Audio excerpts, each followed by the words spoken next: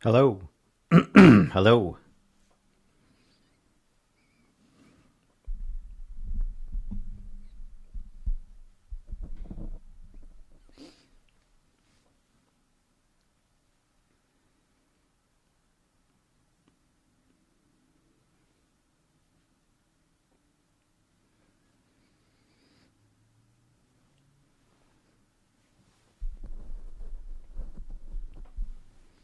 Hello.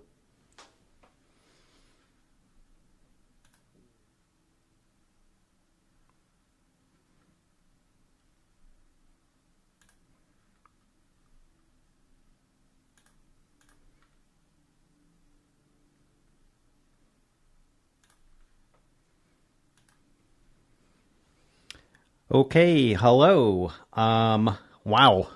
Apparently this works. I just want to make sure before we start. Oh, worth it or not. Hey, Andre. Bart. Dude. I just want to make sure before we start. I have a little lag here between what you're commenting and what's going on. You can hear me okay, see me okay, all is good? Correcto? Let's see what the lag is here. Hi, Andre. I just saw that comment. Yes, sir. Okay, that's awesome. So, wow, Bart, hey man, thanks for joining me. Um, I was supposed to be doing a live show today. I would be halfway through right now, but alas, editing. No kidding. We'll let people just show up or not show up. I know it's 10:30 my time on Saturday, July 20th. Here's a guy who'll probably pop in here. His name is Jody Bruchon, who really helped and made sure that this thing happened. The last time I tried to do a scheduled live thing, it all went bad and things went crazy. So I really appreciate it. So for anyone who wasn't able to join this live session, it's gonna be recorded and you'll be able to watch it. So great. Anyway, so far, thanks for joining me. I'm just gonna start and not be waiting for people because they were forewarned. Okay, 12:32 here. Ah, Texas. Got it. So let's start. The first thing I wanted to do is I wanted to go over a quick viewer question. Ken, good morning, sir. Thanks for joining. The first thing I wanted to do is just go over a question I have here from a viewer. Let's check this out. So, this is from Fast Eddie. He gave me his name. I think it's Dave or something, and his last name. But since he signed it Fast Eddie, we're going to call him Fast Eddie, and I'm not going to call out his name and his email on here. He says, "Hi, Kevin. I'd appreciate your suggestions on how to keep track of SD cards on a multi-camera shoot. We usually have 5 to 10 cards available per camera. We need a good storage solution to keep them divided into categories like formatted, empty versus used, and from which camera. Also, I would like to know if you have a good way to label cards. Many, if not most cards, have black labels, so pen or Sharpie doesn't work well. True that. Plus, we don't want to use label or tape because they may come off inside the camera, then let the beatings begin." Thanks, and keep up the great work. Fast Eddie. Thanks, man. That's funny. Yeah, this card thing on multi-camera shoots and large shoots, I'm sure at some point Bart can probably start commenting on this because he does larger productions and has multi-cameras going on. There's a few things I found here that I haven't personally used. I've used variants of this, but let me just show these to you. Now this is Acuvar. This is 24 cards slots, and they're okay. They are plastic, and they have these labels on top, which you can label things with. In your case, maybe ACAM, B-cam, etc. used or formatted, and then over here used. That's okay. I mean, it's $8. That's one solution you can use. I like this next solution better. This solution for me, let's open this up a little bit. Okay. This solution for me, it's got 26 slots in a protective case, and so that's 13 per side. Now, you could put a piece of white tape up here or something, or put something to label up here. And then when you close the cover, of course, you could label, that. You could also buy 2 of these and label shot footage or whatever. But if you put 13 cards in here and 13 cards in here, and you keep your organization well, you could have your formatted cards here, your used cards here. So when the person opens the case, they're gonna tend to grab the front card and use that. And when you're done, you put it back here. The other solution is get 2 of these where you keep 6 cards in here in another case, and you just label the top. You get some, printable tape or giant tape, which says used and says not used or formatted or whatever you want to do. As far as labeling, I have run into this. Everyone's run into this. I have used this, and these are white paint pens. They use them for ceramic and stone and glass. Now, I've seen where people have used, and I myself have used, you got to watch what you get, because some of these white pens, they're made for chalkboards. And if you use them on your cards and on there, they're chalky and they get into your camera, which is why I'm suggesting that you use these paint pens. I've used these before, not this particular kind. You just decide on what type of tip you want, and then you just go ahead and mark your card, either here or on the back. You mark your card, okay, this is A-cam, and you mark all your cards, A-cam 1, A-cam 2, A-cam 3, A-cam 4, etc., B-cam 1, 2, 3, 4, etc., and you just go like that. These work pretty well. You just got to make sure you get ones that are actually a paint that you can mark on, and that usually works pretty well for me. Again, I haven't used these particular models themselves, but they seem to work. They work for me when you're having a large shoot and you got a lot going on. There are a ton of solutions. There are these what do you call it, like cloth things that you open up, and you keep 2 of those. There are all sorts of cards and cases and stuff like that. But for simplicity, to answer your question, I would suggest that. Let me see if anybody's saying anything over here. Bart says, make a bunch of labels with thin gaff tape and stick them to each camera. A1, A2, A3, B1, B2, B3. Yeah, you really need to do that. Bart is correct. If you don't label your cameras, either you or someone else is going to get confused on what card and what camera it went into. And on a multi-shoot, especially when you have, even when you have 2, you have like 3, 4, 5 cameras, you'll go insane, or someone else will do something wrong and you'll want to do bad things to them. When you pull a card, wrap the tape over the contacts and do not remove until it's offloaded. Bart, you are the man. I've done multi-camera shoots all over the place. I've never heard of this.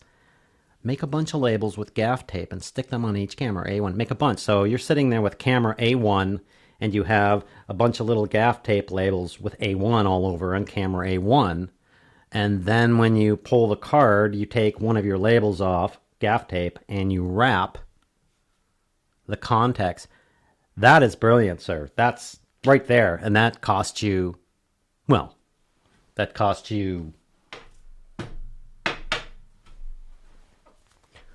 a roll of gaff tape. And this is cheap. This is usually $4, $10, whatever. But I would imagine if you bought a roll like this of gaff tape, you could probably get through about 50,000 shoots. What a great solution, Bart. Thanks very much. Bart's got experience and he's been there and done that. Really appreciate it. Okay.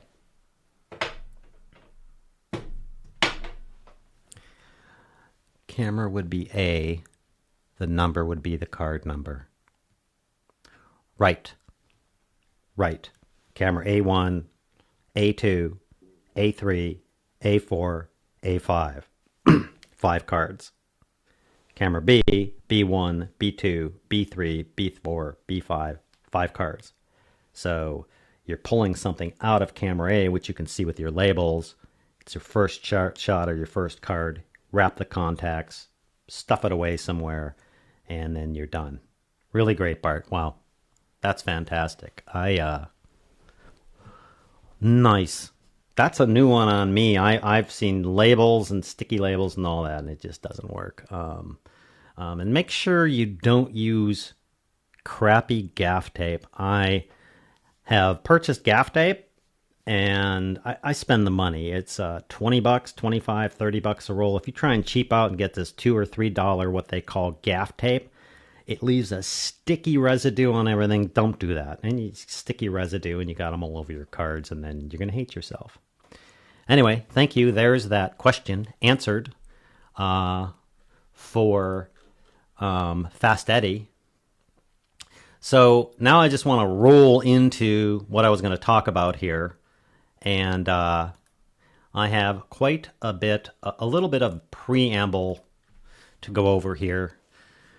I'm going to talk about the difference between an amateur and a professional. An amateur being a novice. An amateur being not in a bad way, not like you're an amateur. A new person, a person just getting into a field or studying a field or wanting to get into a field and wanting to be a pro. I have a different definition of pro than most, and we'll get into that. But let's just roll into this right now. What we're going to look at is amateur versus professional. It's not the gear. It's just not the gear.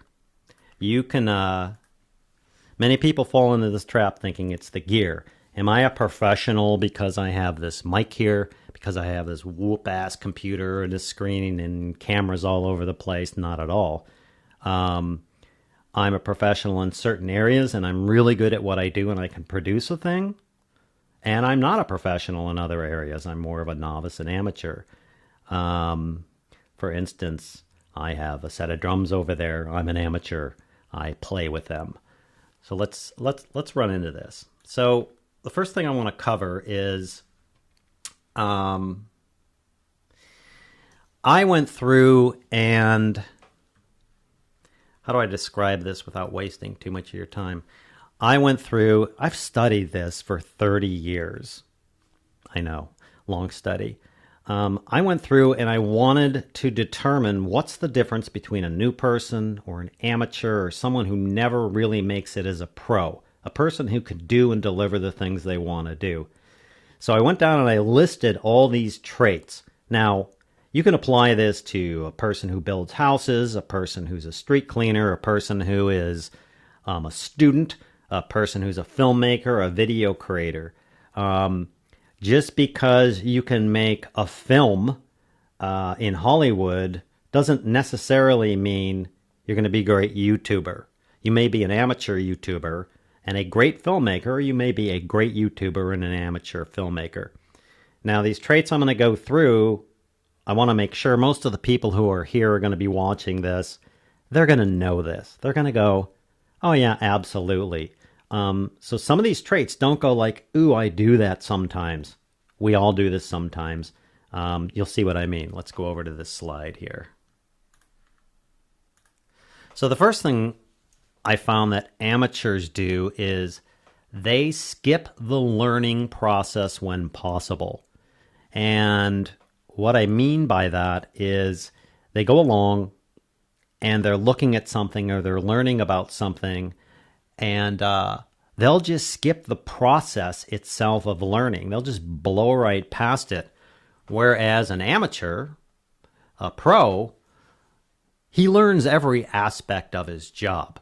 Now, when I say learns every aspect of his job, I don't mean that when I go out and I do an interview shoot, that I know everything about sound down to wavelengths and the electricity moving through the microphones and everything else. I do know, however, that where to place the mic, where it should go. I'll give you an example. The amateur will go up and just throw a shotgun mic in an interview at someone or down or over here or something like this. I think, in fact, Deity covered this the other day. The amateur, without knowing it, haven't thought through it, will put a shotgun mic up above them, pointing at their mouth, which is okay and works. The pro, the person who knows that when a person's talking and the mic's up here, if they look down, the mic is now picking up the sound from the top of their head and it will be muffled. The pro knows you want to get the mic pointed towards the mouth, but really in this area of the chest where all the ambience and where all the sound comes out. So when a person points their head down, you don't lose the sound. That's what I'm talking about. Just the pro kind of knows and has been there and done that. The amateur is just either does what he's told, kind of robotic, or he doesn't know. Let's go to the next thing, and I'm going to rip through these pretty quick. There's a lot of them. An amateur usually assumes what others need and want. Someone will tell them, I want to shoot an interview video, and he just walks in and goes, okay, well, I know how to do interviews, and I set up my 3-point light system and my sound and my cameras, and everybody's going to sit down and I'm going to ask these questions. Whereas a professional, they discover what is needed and wanted. They ask. What do you need? I want to deliver you something that you need, as opposed to assuming what others want. An amateur is sloppy in speech and communication, whereas a professional communicates clearly. Now, don't get me wrong. If I'm talking like this, it doesn't mean I'm an amateur. I'm talking about a professional can very clearly communicate to the people on his crew using the language they understand. The professional can communicate to the client using what they understand. The amateur will walk in and either not know what he's saying or he'll blow people away. For instance, sloppy in speech and communication. You'll see this in IT departments where someone's trying to look smart or look cool based upon their learning, and they start talking all these tech terms to a bunch of people who don't know these tech terms. He's not communicating to anyone but himself or trying to look good. The professional does not do that. He knows his audience. He knows who he's talking to. He knows the lingo. And he's a professional. He's a pro. He knows that he doesn't have to prove anything to anybody, and that when he's communicating to people on a set or fellow filmmakers or a client or a brand new person, they will understand it. He realizes he's communicating to someone. And bear with me in all these points. This is leading somewhere.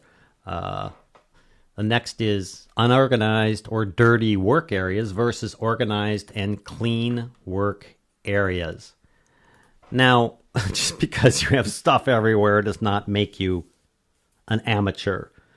But if you really watch a pro, like you take someone who's, let's say they're building a house and the person is a framer. If you walk in and look at his workspace, he knows where his nails are. He knows where his gun is. He knows where his compressor is. He doesn't waste time going, where did I put these things down? If you looked at my B-roll table in my studio right now, it's a real mess, but I do put all things back. You can waste more time by trying to find things that you've set down. Like you can double the amount of time. Okay, I'm going to go grab this card. Where's my card? Well, I thought I put it in my back pocket and I did it. I put it in this drawer and I look in the drawer and it isn't there, but I put it on the counter down by the coffee maker. Oh my God. A pro understands organization. They understand there's a certain place for my tools, so when I need that tool, I can go get it, and then I can use that tool. When I'm done with that tool at some point, I put that tool back where it is so I can find it again. You'll see this in video editing. I work with a lot of fairly new people. They got a couple years. They have no idea of organization. They're not bad. They're not stupid. They just don't understand organization. They don't understand how much time you can spend when you open a project you did 2 months ago or someone else does, and the thing is just a mind-blowing mess. Where all the footage is kept, where all the assets is kept. That's what I'm talking about here. Let's go to the next one, and let's rip through these. The next thing you'll see is the amateur is confused and easily distracted, whereas the professional is focused and clear-headed. I mean, I have one guy I work with, I hope he doesn't watch this, where, you talk to him and he's just all over the place and he doesn't know what's going on. And you talk to someone pro, they're focused on what they're doing, they know what they're doing. Now, I want to point out here, number 1 up here, skips learning process when possible, learns every aspect of the job is where we are going, and you're going to see why. Let's rip through these. The amateur, they ignore or hide mistakes. The pro, he doesn't let mistakes slide. The amateur, he tries to get out of difficult work. He tries to get out of difficult projects, whereas the pro jumps into them. Challenge. Amateur is surrounded by unfinished project. There's an unfinished video and an unfinished this and an unfinished review and an unfinished that, whereas the pro just completes these things. The amateur, he gets upset and assumes the worst, whereas the pro remains level-headed and optimistic. I can always tell someone who doesn't know what they're doing, not that that's bad, but it allows me to go, oh, this person doesn't know what he's doing, let me help them.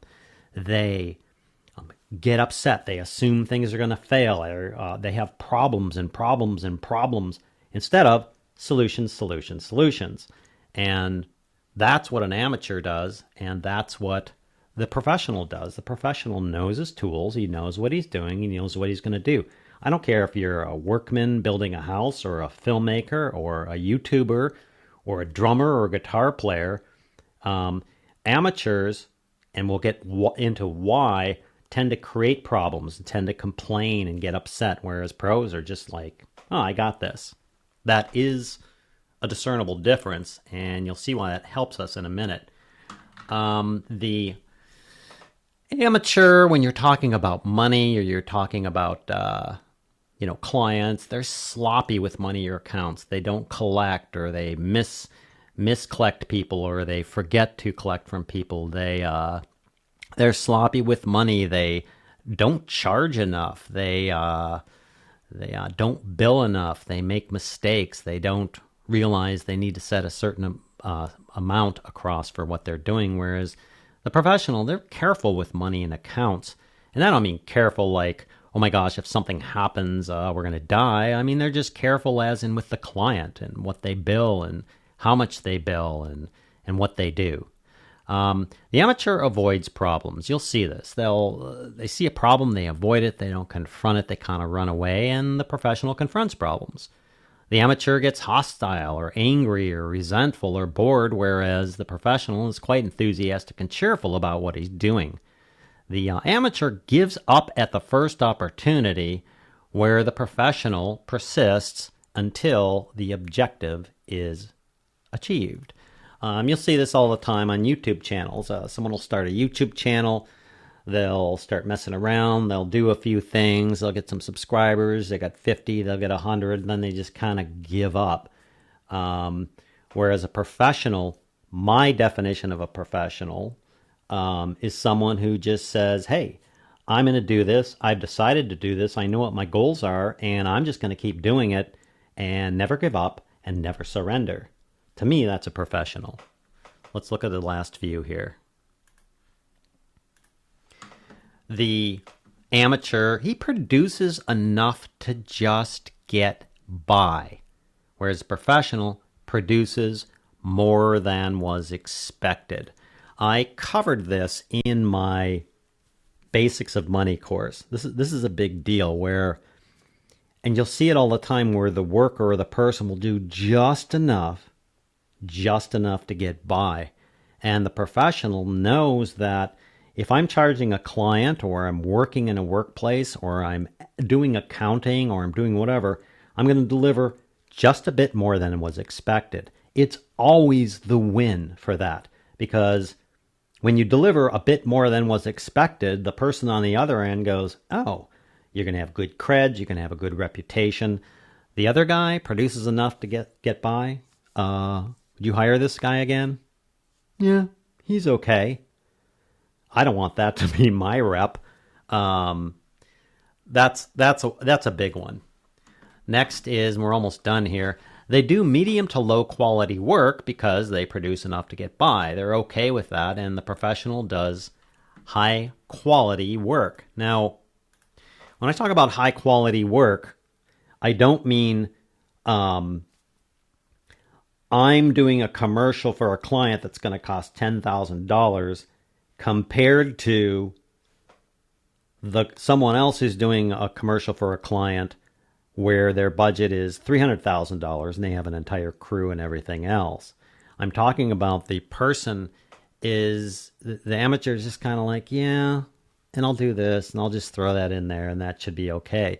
The professional is going, yeah, I'm going to deliver to the best of my ability what I can deliver to the client. That's a professional to me. That's someone I want to be around and work with.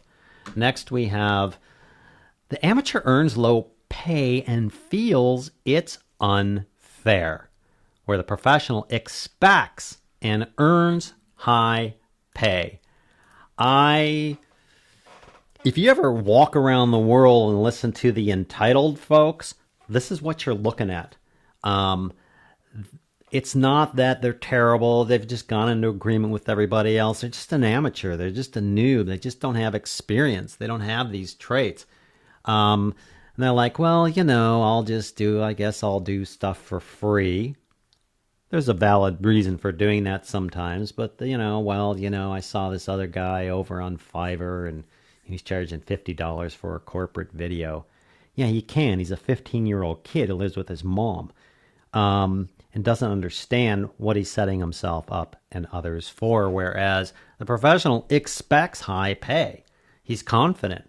He earns high pay. If I walk into a client, and I've covered this on 5 or 6 videos over on the Basic Filmmaker University Facebook page and in the Money course and elsewhere, if I walk into a client and I'm like, well, right there, you're kind of done. He's going to take you. He already knows you're not a professional. He already knows you're an easy target. Not that he's trying to target you. When I walk into a client and I immediately scope out and listen to what they need, what they want to deliver, I do the calculation in my head and I go, okay, that's going to cost you $20,000. And they go, whoa, $20,000 for a minute and a half. I mean, we could do this on our iPhone and save a bunch of money. And I know a friend of mine who will do it for $500. I stand up, I shake their hand, and I say, thank you very much. You should use them then. Appreciate the time. Not like a dick. Can I say that on YouTube? It's just I'm confident about what it's going to take. I know my tools. I know how many people it's going to take. I know the problems that are going to occur. And I know this person over here doesn't have any understanding of what goes on. So I charge him. I don't say $100,000 for something that I know is going to cost with benefit to me $10,000. But I also don't say $1,000 when I know I'm just going to eat it. So a professional has a confidence in the ability to just expect and require high pay. And he earns high pay and he delivers the products that are asked for. If you're asking $10,000 for a commercial shoot and you go in for, a half an hour and shoot it on your phone and post it to them on YouTube, you're kind of not being a good guy about that. There is an exchange for what's delivered and what you get. Anyway, this is a big one. People will, you look at people who earn low pay and they always complain about it. Well, they avoid problems. They're angry and hostile. And they give up at the first opportunity and they produce enough just to get by and they do medium to low quality work. Of course, they're going to earn low pay. but the feels it's unfair, it's because they don't have these others. Next is has an uncertain future and creates his own promising future. I just basically, the pro is confident. He knows where he's going. He knows how to create his own future and where he's going. The amateur just has no clue. He's the effect over here. I'm the effect of everything. This guy over here, I'm the cause of everything. And then lastly, we have the guy's never decided to be a professional, whereas the professional has decided to be a professional. Now, a bit of a comment on that. I think I'm going to be a professional, and then doesn't do all the things to be a professional. Excuse me.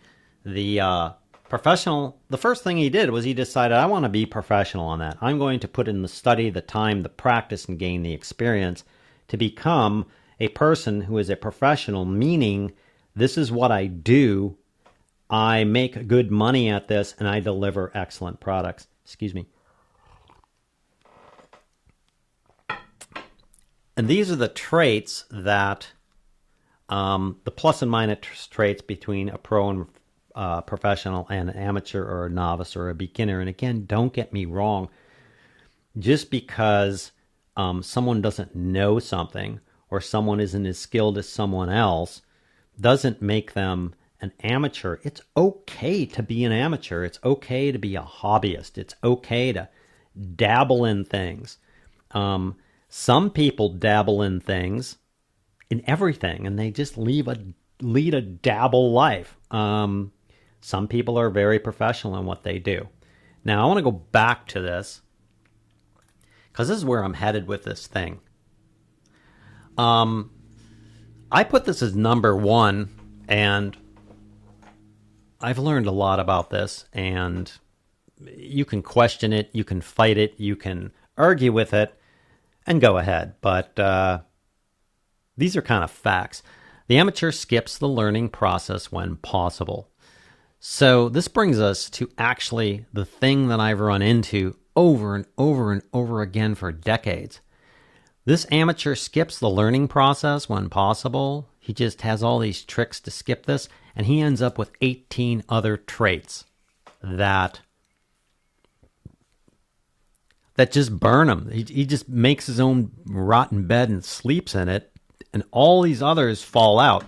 And he's over here and he's complaining about work, and he gets upset and he's sloppy and he avoids problems and he can't produce and everything else. And he skipped the learning process.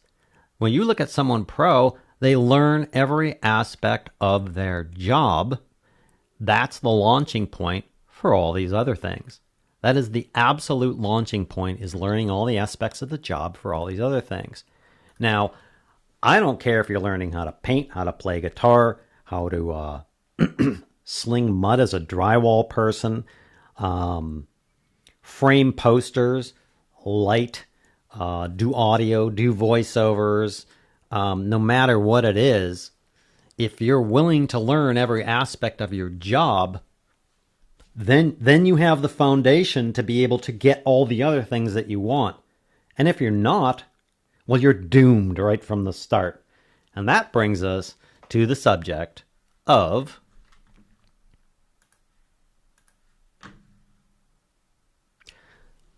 the fundamentals of learning. I may have segued here or blown your mind. It's like, really? You're going to talk about learning? Are you seriously going to talk about learning? You're going to talk about learning, right? Yeah, pretty much I am. Because I've found over many, many, many years some certain principles about learning that are just bypassed, that are just blown right by, that just don't make any sense to me. Which, when I'm over here with a person that is an amateur and wants to become a pro or wants to become better, I know that I can back up to these ideas and these philosophies and apply these to that person and end up with a person who can then jumpstart their career and move on. I'm not telling you these because I'm any brighter than you. I'm not telling you these because they fit into some philosophy or they whatever. I'm telling you these are the things that I found work, and I want to share them with you, and probably the people watching are already professional in some way, shape, or form. So this is probably more for you guys when dealing with another person. And here are the basics of that. So let's take a look at this. Here is learning problem number 1. Now, learning problem number 1 is shocking to me. And that is already know all about it. It just blows me away that someone will sign up for a course or watch a video on how to do something and they walk in with an attitude that they already know all about it. When you walk in with an attitude of already know about it, you have just put a 6-foot steel plate titanium wall down in front of you and went, no information shall come this way.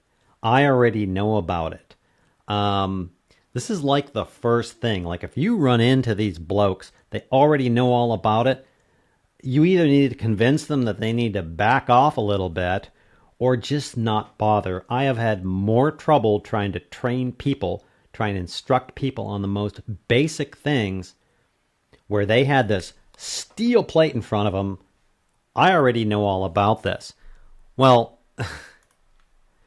the situation with that is, I say then, if you already know all about this course or this subject, then why are you taking it or studying it? And there's all sorts of reasons and all sorts of answers, but that's the thing.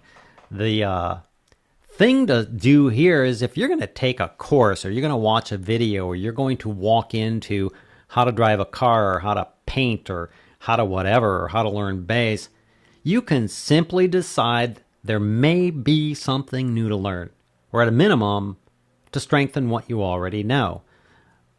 You walk into something, I don't care what it is, and it's very simple for you to change your mind and decide that there's something here that I can possibly learn, and if not, it'll strengthen what I already know. Then the data can come, and you might go, oh, I didn't know that, or, ooh, for instance, let's take Bart's earlier comment. I could have come in and gone, I know all about these cars. I've dealt with these for years and years. I've dealt with tapes, and I already know about it, and here's the answer. I would have never even, that data that Bart just hit me with, wouldn't even have been like, oh, wow, that's really cool, because I have this block up. Happens in courses, happens in training, happens in driving cars, painting, you name it. This already knows about it. Man, it is a disease that you can control. Just walk into whatever you're doing, either do it or just go, hey, there's something to learn here. I might be able to learn something. Now, there's this idea that you walk in or you need to like wash your mind and say, I don't know anything about something, and that's bullshit. You know a lot of things about, I don't think there's a computer today that would hold all the information, a single computer of everything you know. So it's not that. That's the other end. It's just if you're going to pursue a subject, you're going to learn something, just be open to the fact that there may be something more to know about this subject. You may learn something. Worst case scenario, you're watching a video about something and you say, wow, that's cool. Maybe I'll learn something new. Or maybe this will reaffirm something that I already do so I can do it better. That's number 1. Let's go on to the next one.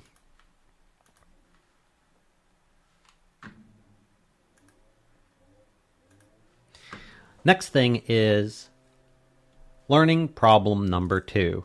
Learning it to pass an exam, to get a good grade, etc. Boy,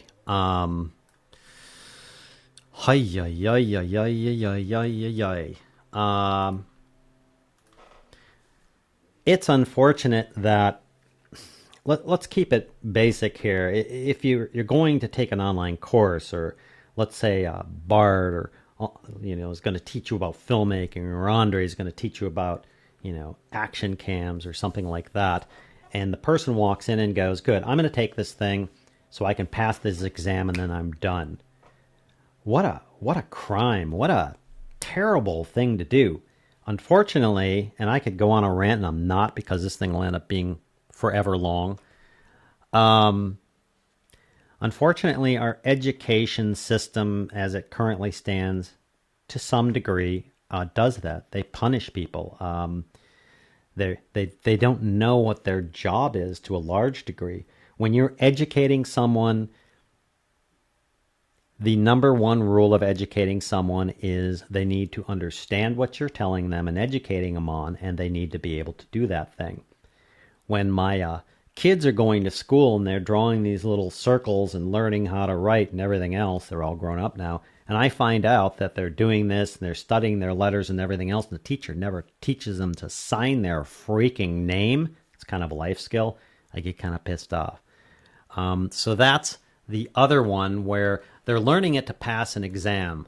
You see this all the time in schools and universities. They're learning their subject matter to pass an exam or to not be punished with a bad grade or because their parents are going to get upset and ground them. What a terrible way to learn. The solution to this is pretty simple, which is just work out why, like the purpose you are learning the subject and how it can be used. If you're learning about a camera and you're learning about that camera to pass a test in film school, man, you're doomed. Just figure out how to use it. How are you going to use it? If you're learning about tractors, learn about why it's used. The next thing we run into is problem 3, which is learning about a thing without having your hands on the thing that you are learning about. This is a big one in education. If I want to, you want to drive someone to suicidal mental death, teach them all about a camera and never give them the damn camera in their hands. It's insane because they're doing all this, storing all this information and trying to understand it with not actually having the physical thing in their hands. It's almost criminal that you would teach a kid about apples and counting apples and how to do apples without giving them the thing to study. Here's an apple and here's an apple. Teaching someone about cameras and lenses without them having a camera in their hands. Now, these all may seem very simple and very fundamental and very blah blah. These are really important. You even applying it to yourself. If you're going to go study or watch something like, I'm going to watch a 5-hour course on how to use a Sony A7S without the damn thing in your hands, why? I mean, if you're just getting it so you have some familiarity and knowledge, I can buy that. But if you're going to teach someone else something, if you're on a set and somebody goes and they're having a problem, give them the thing to teach. If you're going to do a course for someone, show them. Give them the thing in front of them. If you're going to teach someone about agriculture, well, then take them out to a damn farm is basically the thing. This is a big thing for me. People who try and learn something without having the thing they're learning in front of them. The solution is get the thing or something similar to it. That's all you do. You just give them the thing that they're learning. You can draw pictures of the thing if you must. If you don't have it, if you're trying to learn, how light works, well then draw pictures of it or something. But just get the thing in front of you to apply it. There's this thing that I've learned, and I've proven this over and over again, and I've heard it explained to me 1,000,000 times. If you can't show it, draw it, or explain it simply, you don't know it well enough, which is an amateur. I have tested this over years and years and years. For instance, let me give you an example of this. I think I'm at this example portion. No, that's later. An example of this. I walked into a company and there were 2 video editors, and there was this pro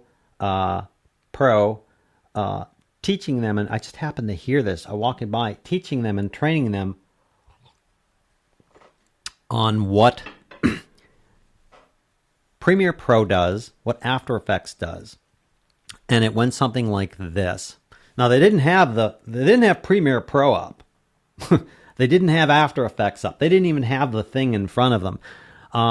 Premiere Pro is an NLE, and it has different things which you can do with it. What you do is you ingest your footage and label it properly, and then you drag these to the timeline, and the person's gone already. And then he jumped into keyframes. When you're trying to move things, you have keyframes, or a keyframe allows you to move things through time and space, and blah blah blah blah blah. And these people were just like dying.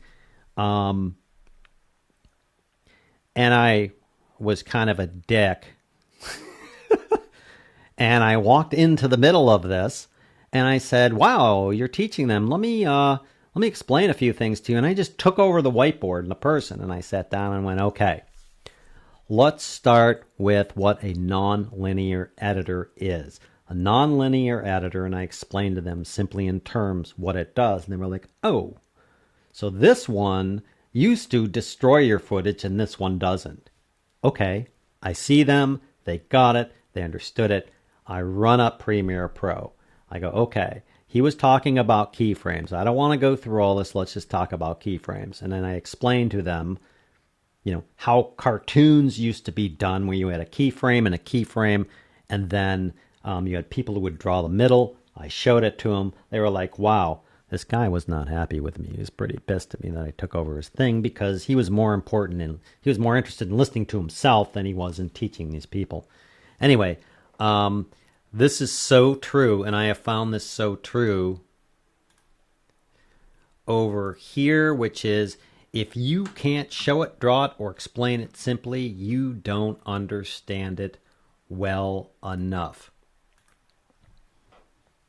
That is a fact. I have gone into there's like a tax company, and they deal with governments and taxation and stuff's flying around and blah blah blah blah blah blah, and they're having problems and everything else.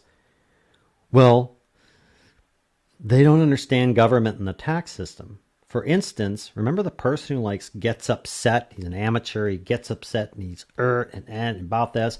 I mean, people attack the tax system. The damn government takes my taxes, and we pay all this tax and everything else. And they don't understand the basics of government. They never did the study. They never understood it. Government is just a person who governs. It's by people. The federal government collects income tax, not sales tax, from its people. They provide protection. They provide roads. They provide signs. The same with the, state. They collect sales tax. You see roads and signs and stoplights and schools, and all this takes money to exist and survive. When you're paying your tax and then you drive down the street, you should be proud of the fact that you contributed to society by paying this tax so everyone can enjoy all these benefits. When you are paying more tax every year, it's usually because you're making more money. That's a good thing. The more I make, I'm paying more tax. Great. I'm making more money. I should be happy. It's not the tax. It's the other thing. The point being is that if you can't explain it simply, if you can't draw it out, if you can't show blocks of things on how something works, you just don't understand it. And I have used this. I have gone to someone who's studying something, say in filmmaking, and I go, okay, well, we'll use photography. What is photography? Well, it's light. It's a study of light.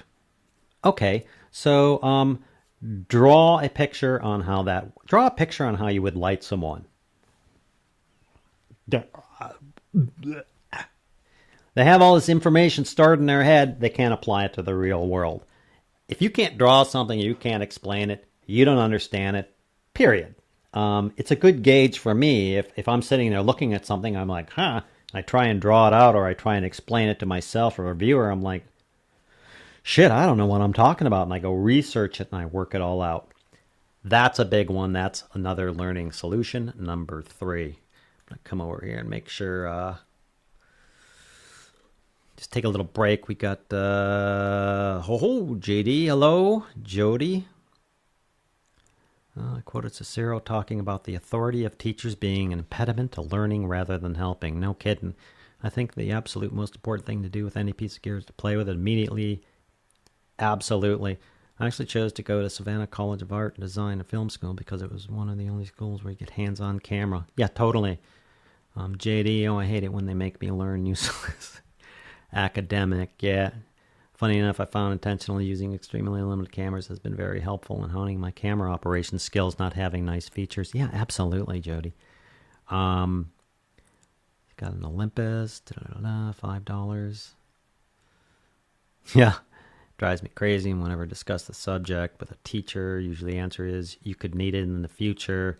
Yeah, amen to long-winded explanations. Terseness is a skill, but also a test of your knowledge. Abso-freaking-lutely.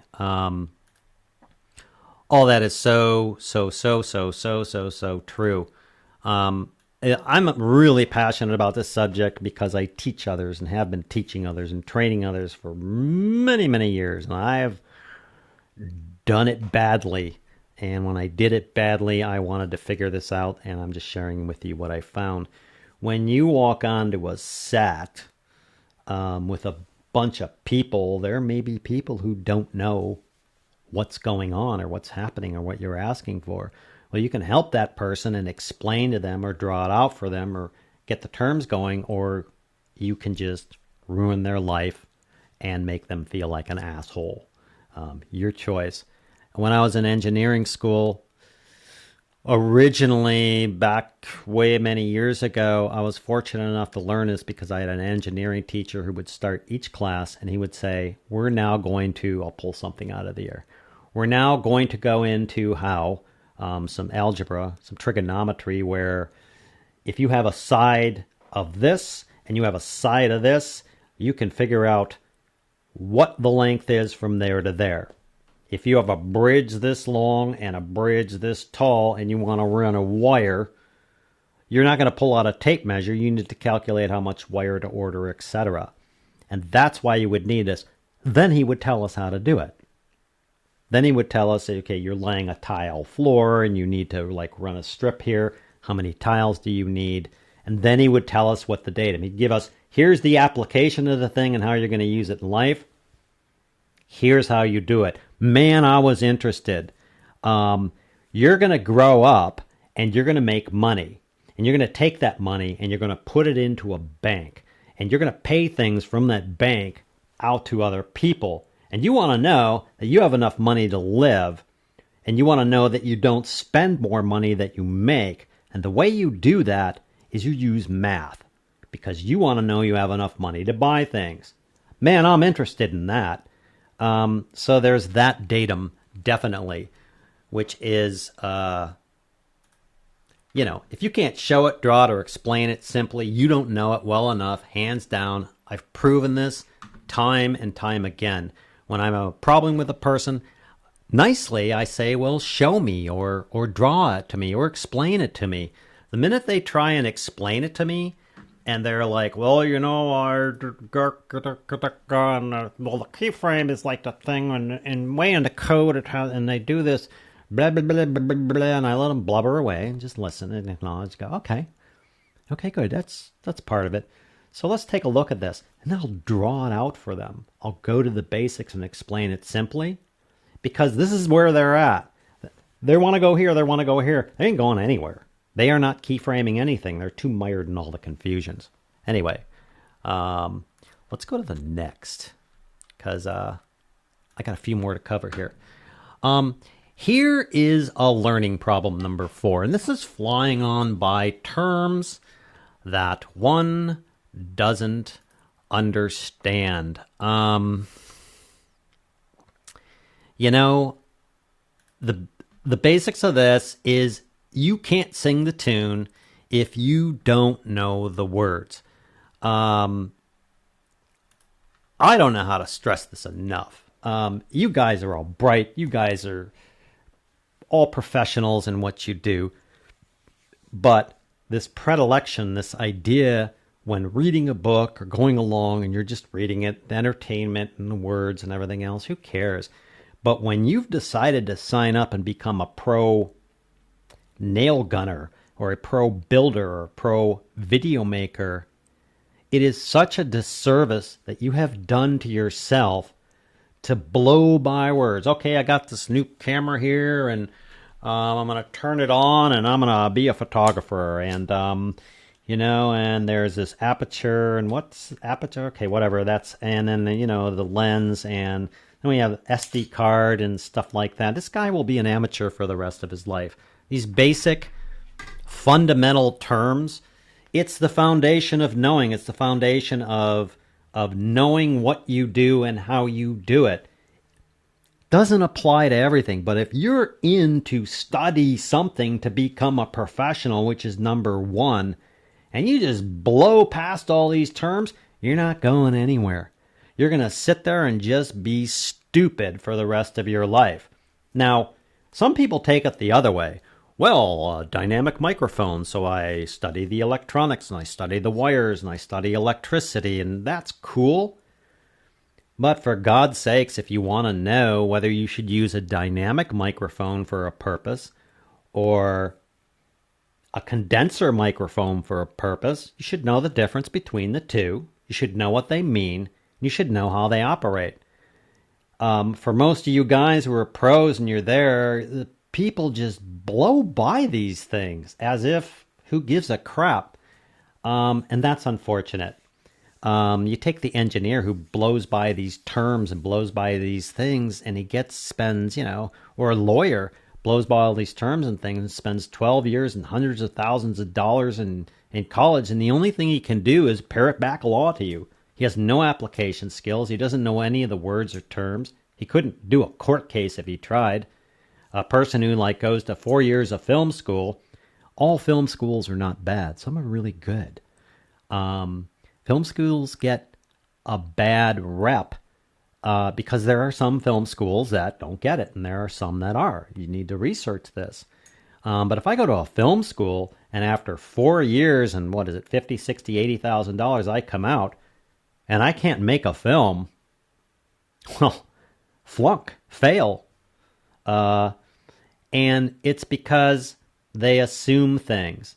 If I was going to start a film school, I guess I kind of do have one, the first thing I would do is I would sit there. I mean, these guys go the opposite way. They'll go into the history of film and what film is like and what this is like. And they'll use terms like, and then you're going along. And don't forget when you're lighting to, use a head screen when necessary.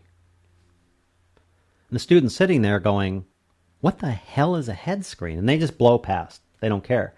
By the way, a head screen when you're lighting is, it's a screen up here. Like if you have a light coming this way, you can put a screen up here which diffuses or blocks the light from the head. Like if you have, and in photography, you can use it over here if you're looking like this and you have a light hitting over here and it pronounces an ear, a person with big ears, you can use a head screen to soften or cut that light, and it will make the ears look smaller. You understood that, right? They blow by these terms and they blow by these definitions. It's just a crime. I mean, learn the words, sing the two. So the solution is, if you want to be skilled at something, you clarify the terms and words you don't understand instead of blowing past them. I mean, I'm pretty passionate about this particular subject, and I have used this. I'll take someone and they're confused and in whatever they're doing in an area, and they're confused and they don't know how to do it and they can't get results. I back it up. Like, where did you understand what you were doing? Well, I back it up, and then I start getting the terms. Well, what is an MLE? What is a keyframe? Can you draw that out? And I come back here, which seems like an incredible waste of time, and some people could think, well, you're invalidating my knowingness. Oh, shut up. You don't know what you're doing. And I go to the place where they were doing well and they understood things, and I move forward, and it takes a little bit of time. But then they're up here, and then they can move on because they understand the basic terms of what they're doing. And again, you don't need to know where paint came from and the mixtures of paints and the chemical formulas used in paints to be able to understand painting.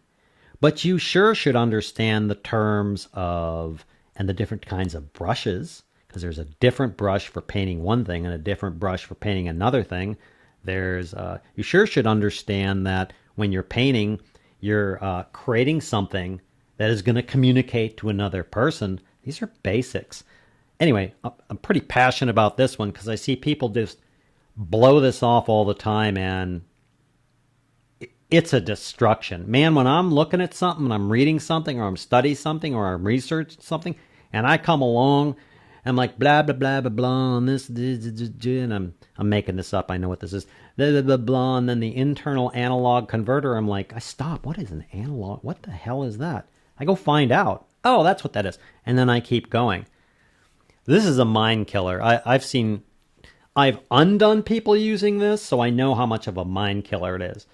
The point being, if you're going to go study something and you want to be good at it, why would you not understand the basic terms and terminology used? Why would you do that? Why? I'm going to go understand filmmaking, and I want to be a photographer, and I don't understand what aperture is, and I don't understand what white balance is, and I don't understand what focal length is, and I don't understand what a lens is, and you don't understand all these things, and then you're going to go be a photographer, and you keep trying to be a photographer and failing. It isn't that you're failing over here or that no one will hire you. You just don't understand the terms. This is a great way to dig someone out. I've done this on young kids. I've explained to 9-year-olds, what video editing is and how keyframes work. And they got it. So I kind of know this area, and this applies to anything. I see someone who can't drive a car. First place I go back to, well, what don't you understand about the car? And it's amazing how much that clears up. And then I practice, and then I give them the car. You can go the other way too. You can hand them a text. Here's a law book, and I want you to make sure you understand every word in there. I give the person some credit for their education. The point is they're complaining. Just find out some of the things they don't understand and clear them up simply, and the person will soar if you care about that. Let's go to the next one. Here's a problem, is the thing the person doesn't understand is not what they are complaining about. Boy, I kind of covered that. And that's really simple. You just go back before it became confusing. I just touched on it a little bit. A person's going along.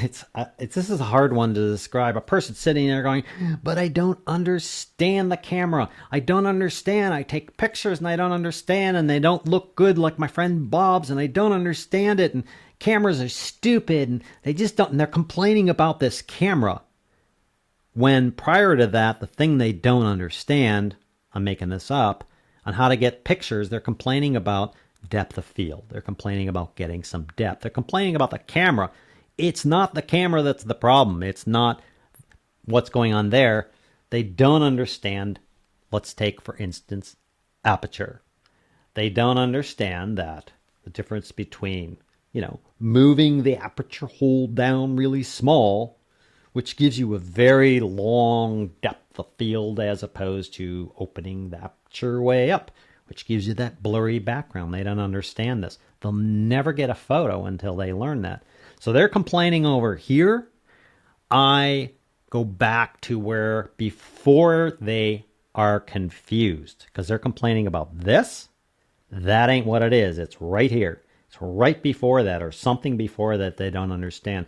I have literally probably dug thousands. It's in the thousands of people out of their confusions in an area by just using that alone, by just going back and finding out, oh, what didn't you understand prior to that? Well, I got all that. I just don't get this thing. Okay, well, I keep looking and I keep forcing them back into this area, and I will find something every single time. And when I do, they move along and they're like, oh, well, I get that now. I don't know that magic. I don't know what's happening with that. I'm just telling you that works every single time, which is why I'm sharing it for you. And you can apply it to yourself or your others. It's something you have to experience and get used to. Let's go to the next one. We're almost done here. So the next thing you run into is people who accept any information read or studied, and they can't evaluate this source of information. Wow. You'll see these people, they're just prone to like, oh, everybody knows more than me, so therefore what anybody says is gospel. And that's not true. Your ability to, you have to develop an ability to evaluate the information that's coming in. For instance, let me show you this one. Wikipedia, one of my not favorite places. I've run into people, I've run into instructors, I've run into 10, 12, 15, I've taken thousands of courses where they're trying to teach someone about a camera or aperture. Listen to this. In optics, an aperture is a hole in the opening through which light travels, more specifically the aperture and focal length of an optical system. This person doesn't know what focal length in an optical system is. Determine the cone angle of a bundle of rays that come to focus in the image plane. An optical system typically has many openings or structures that limit the ray bundles. Ray bundles are also known as pencils of light. These structures may be the edge of a lens or a mirror or a ring or other... I mean, this thing just goes on and on and on and on. But I want you to notice something, and if you go look at this entire article on Wikipedia, first, they don't tell you how to use this. Second, they use a absolute crap ton of words that this person has no freaking idea what they mean. And out of all this, the worst thing they do, they never at once in there say what I just said. You have an aperture in your camera. And that's, you know those pictures you see? Like, let me show you a picture. You see the blurry background there? That's what aperture will do. And see this picture here where you see this like landscape and everything's kind of in focus? That's also what aperture does. And from this point where everything's in focus to this point where, you know, you have all this blurry background behind them or in front of them, that's aperture. That's what aperture is all about.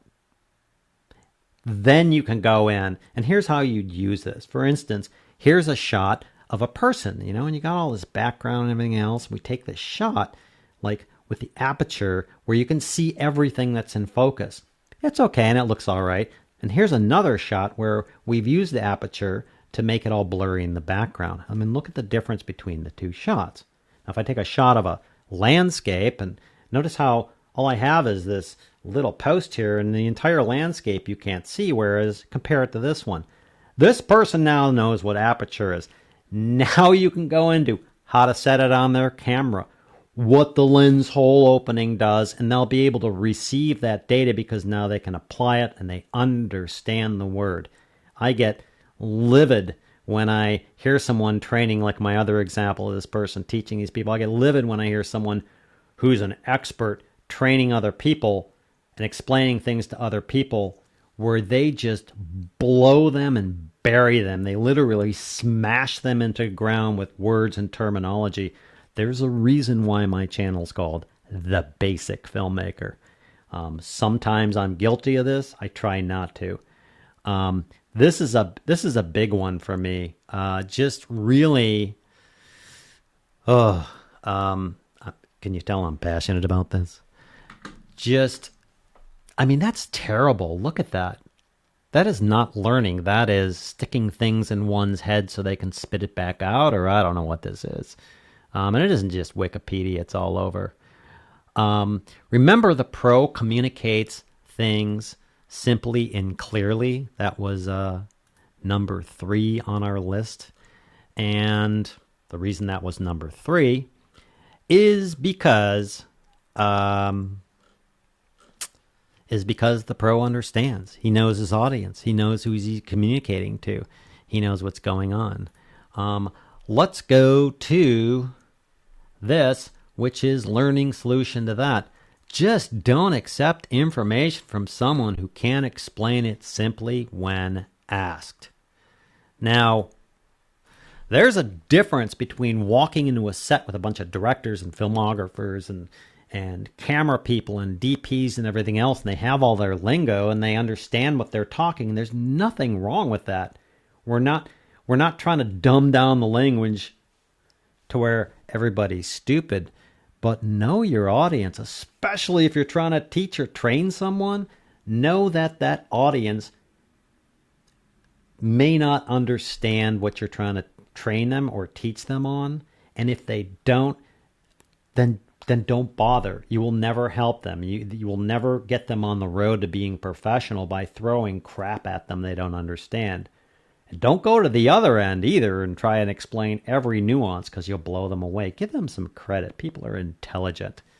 Anyway, that's my solution. I mean, you sit there I've sat there.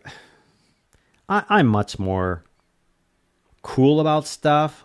Maybe 20 years ago, I was more of a bit of a renegade. I've sat there and had someone sitting there explaining all these concepts and I ask them, well, what does that mean? Well, their first reaction is to treat you like you're stupid.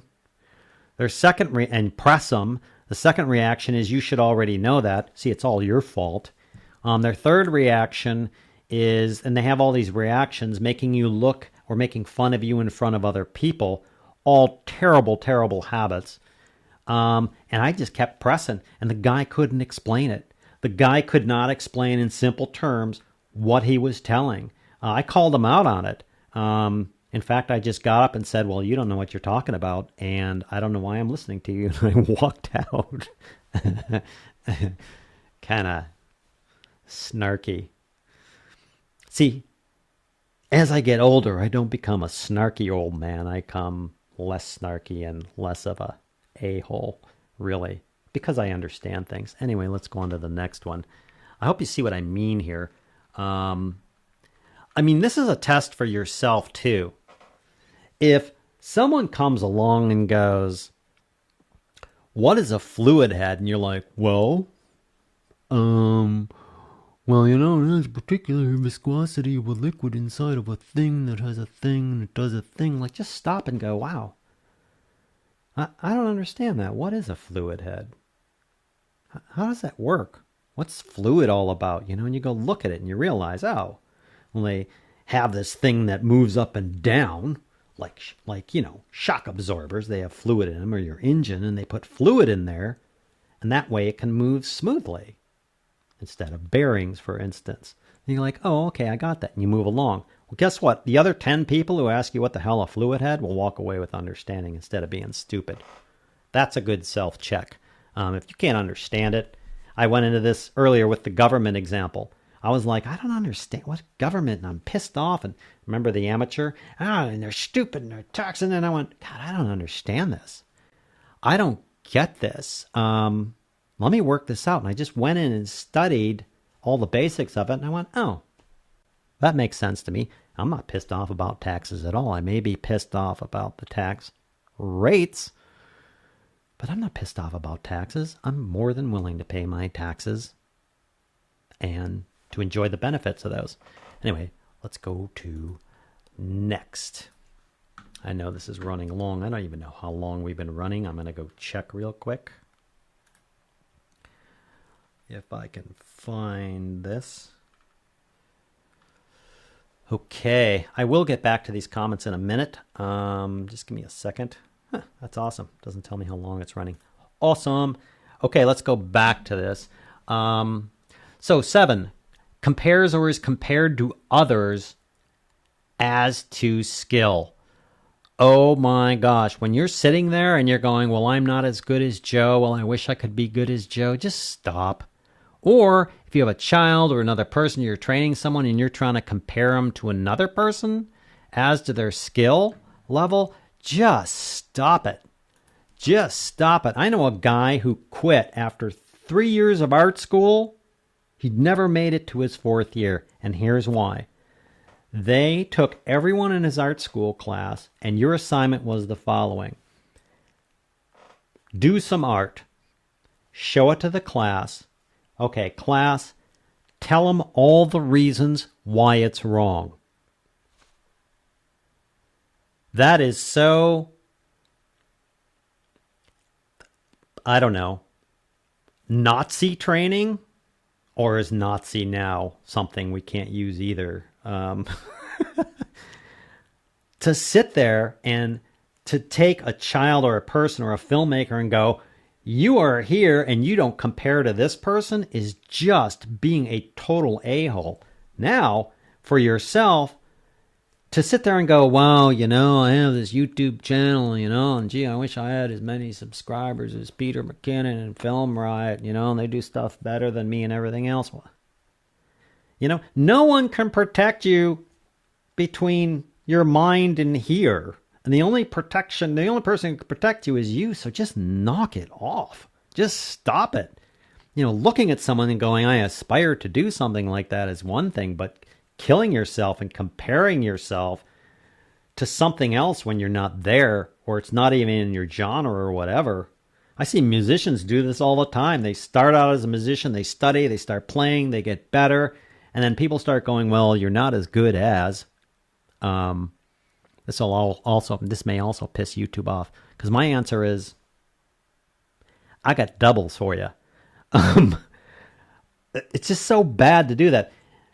You can handle that. I mean, if somebody does that to you, just blow it off. Just let it rush right through you and just go, whatever, dude.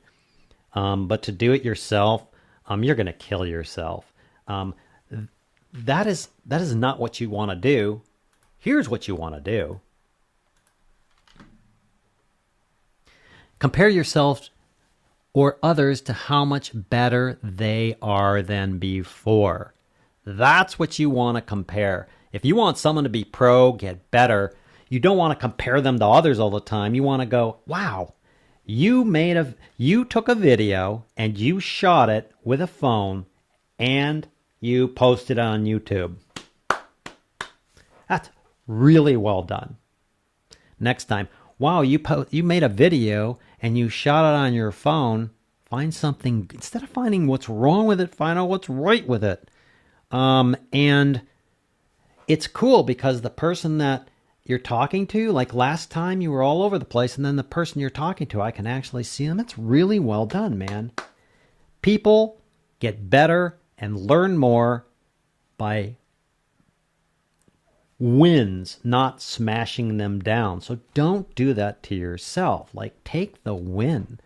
I can look at my first videos on YouTube and they suck. They're terrible. And in 5 years from now, I'm probably going to do the same thing. But I do look at, hey, am I getting better or worse? How do you know? Compare what you did a week or a month or a year ago to what you're doing now. You can always find something wrong with someone's crap. The real skill is finding out what's right with them. You build yourself up or others up by pointing out what's right, not by pointing out what's wrong. If you constantly hammer people with what's wrong, they will give up and they will get discouraged and they will become defeated. Period. And you can justify that method of training all you want. I could show you the stats. It's just a fact. For yourself, are you doing better now than you did a year ago? Yeah. Keep going. Up. Trend. So don't kill yourself and don't kill others by that. Just please, I beg of you, compare yourself or others to how much better they are than before. Next. They don't use practice, do, try, or drill what they learn and get better at it. Well, practice the things you learn until you don't have to think about it. I mean, seems stupid, and this seems like again, for my audience that's watching here, it's kind of a, it's kind of a duh. Um, but, I mean, anybody does that. You'd be amazed at I know, professional musicians and concert penises. Wow.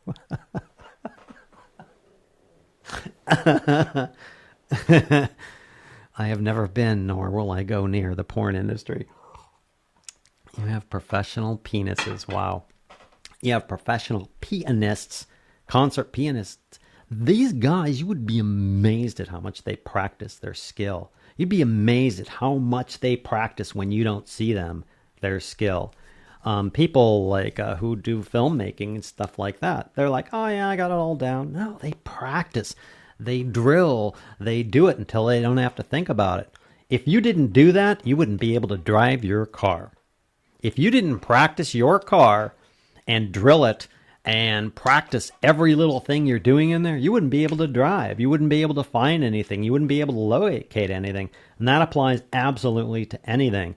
If you want to drive a tractor, you learn all about it and you practice. If you want to shoot good photography, you learn all about it and you practice, practice, practice. And then you compare yourself. Am I doing better now than before? Yes or no?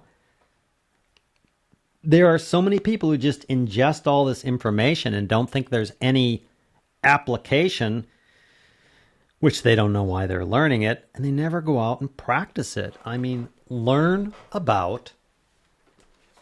take one thing, learn about aperture. Who gives a crap about anything? Who gives a white balance? And go out and shoot things. Aperture open, aperture closed, aperture middle, aperture this. When I'm 10 foot away from a subject and I set the aperture of this, or I'm 50 foot away and I set the aperture at this, like what are all these dynamics of the aperture, and really learn it. Really learn how to get to it. Like get to the aperture. Oh, I'm going to set the aperture and then write it off. You're done. Go learn the next thing. Practice these things. I see these people when they walk in, like I was doing a corporate shoot. Wow, and these guys, what do we do? And we sat, we don't have cords for these lights. So why don't we just open the window? And it was just a mass of confusion. And I had to step in and help them without making them feel bad. But they just didn't understand these things. And they didn't practice them. I mean, practice them. I'm practicing right now. I'm practicing how to do a live stream. I have sucked more data out of Jordy and a few others on Basic Filmmaking University on how to do a live stream. I just have researched this and sucked the data out of it. I'm a novice. I'm a noob at doing this. I have like this thing right now. You could be sitting here and it may not even be streaming and I wouldn't even know. I mean, these guys do this all the time. Thank you, by the way. And I'm learning. So I'm researching, I'm trying it, I'm testing it. I'm doing live streams that don't even appear live. And I practice it and test it until I get good at it, until I don't have to think about it, until I go, okay, I'm going to do a live stream. It's in 5 minutes. Cool, here we go. Let's do this. Boom, and I'm done. When something goes wrong, I know what goes wrong. Oh, I didn't check the battery in my wireless HDMI. I'm an amateur at this, and I admit it. And I'm going to get really good at this. And I'm going to do it by studying it, and learning it, and practicing it.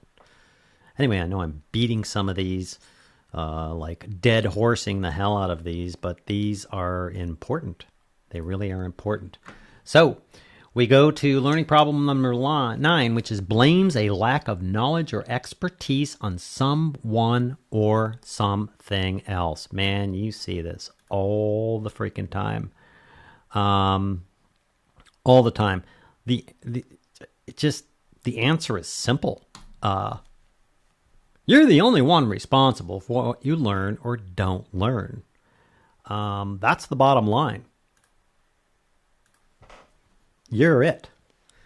I mean, if you walk into an education scenario or something like that using all this information, you walk in there, you watch a video or whatever, and you don't learn anything from it, well, that's on you. You have one of these prior things going on. Or you're just in the wrong genre. You're sitting here looking at, the design, interior design of of countertops and you're trying to learn about, I don't know, cement mixing. Well, but you're the one responsible. If you can go, I'm responsible for my education, I'm responsible for learning, I'm responsible for learning more and practicing and not blowing past things and really grasping around, getting my wits wrapped around it, you're it. Not the teacher. The teacher is not responsible for you. They can't be responsible for you. They don't even know how to be responsible for you, because if they did, they would know that their job is to teach you something that you understand and can do. If you don't understand it and you can't do it, then that's a teacher fail, but it's a student fail. It's a you fail. Why would you study something with the ultimate goal of not knowing it? So that's a big one, is just really, really, you're responsible for what you learn or don't learn and how you apply it. Period. The end. No one else. So let's go to number 10. This is the last one before we go into the comments. How do you know you know?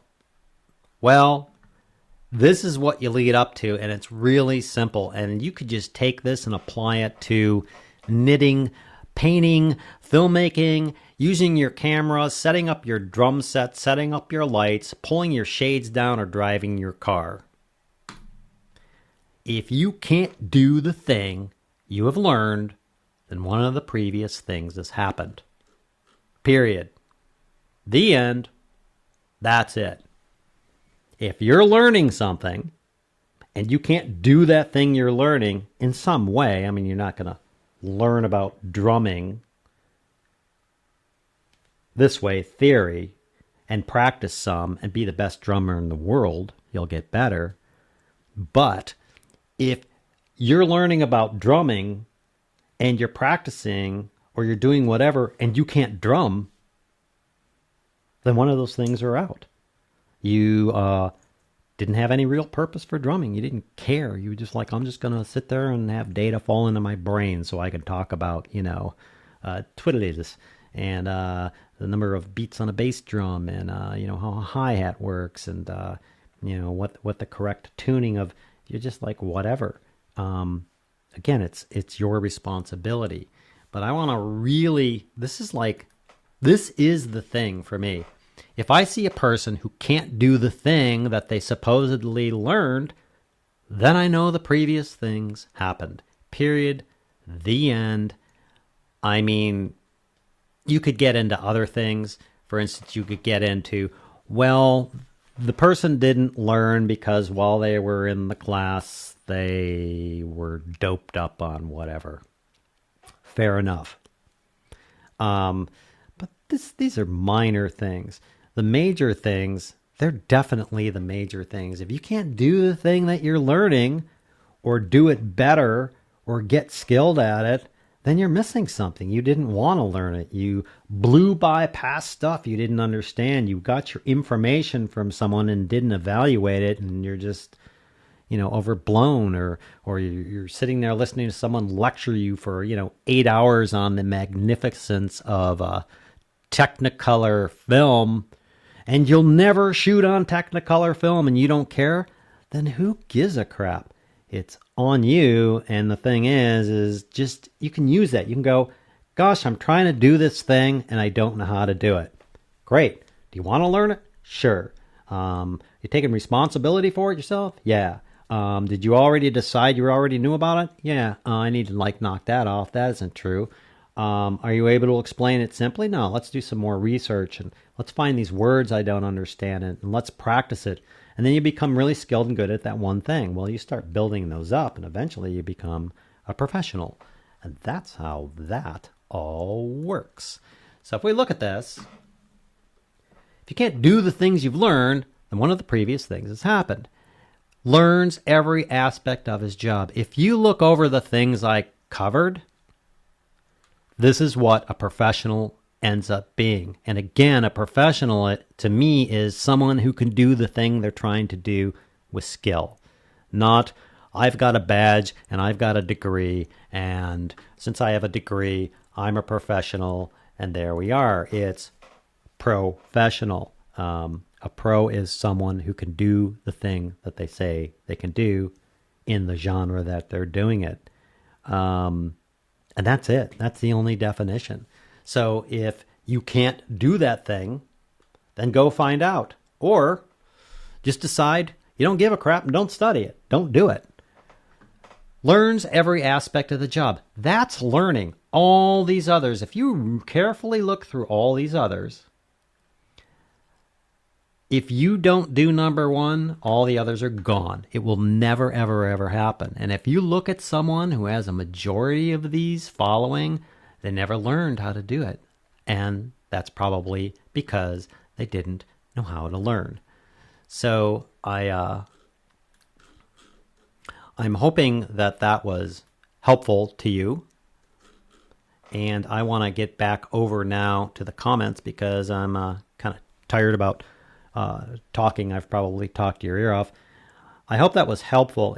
If you take anything out of this, just take out, these are the things I've seen. These are the things I've tested them. I've tried them. I've dug thousands of people out using these. They just are. You can argue with them. You can blow them off. It's your choice. You can do whatever you want to do. But more importantly, since most of you watching, you're already skilled. You already know about this stuff. You're already a professional in what you do. When dealing with other people, realize those are the factors. You may have kids, no matter what the education system tells you, no matter what the teacher tells you, realize with your kid, if they're having a problem in school, with study, that's what's going on. And I hope that was helpful. So let's go look and see what happened over in these comments over here, because I bet you stuff happened. Let's see. Boom, boom, boom, boom, boom. Wow. Let's see what we got here.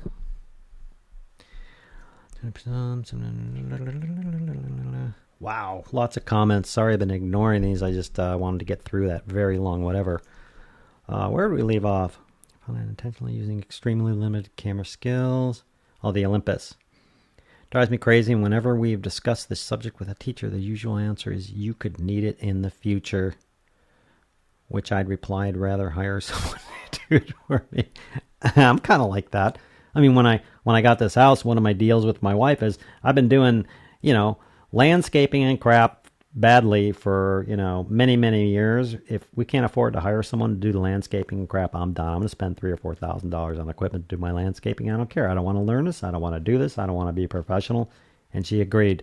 I'd rather hire someone to do it because I'm an amateur at it and I don't care. And I did the math of how much I used to have in my garage, and it was thousands of dollars of crap to do something that I didn't know how to do when somebody else could do it better. Absolutely, JD.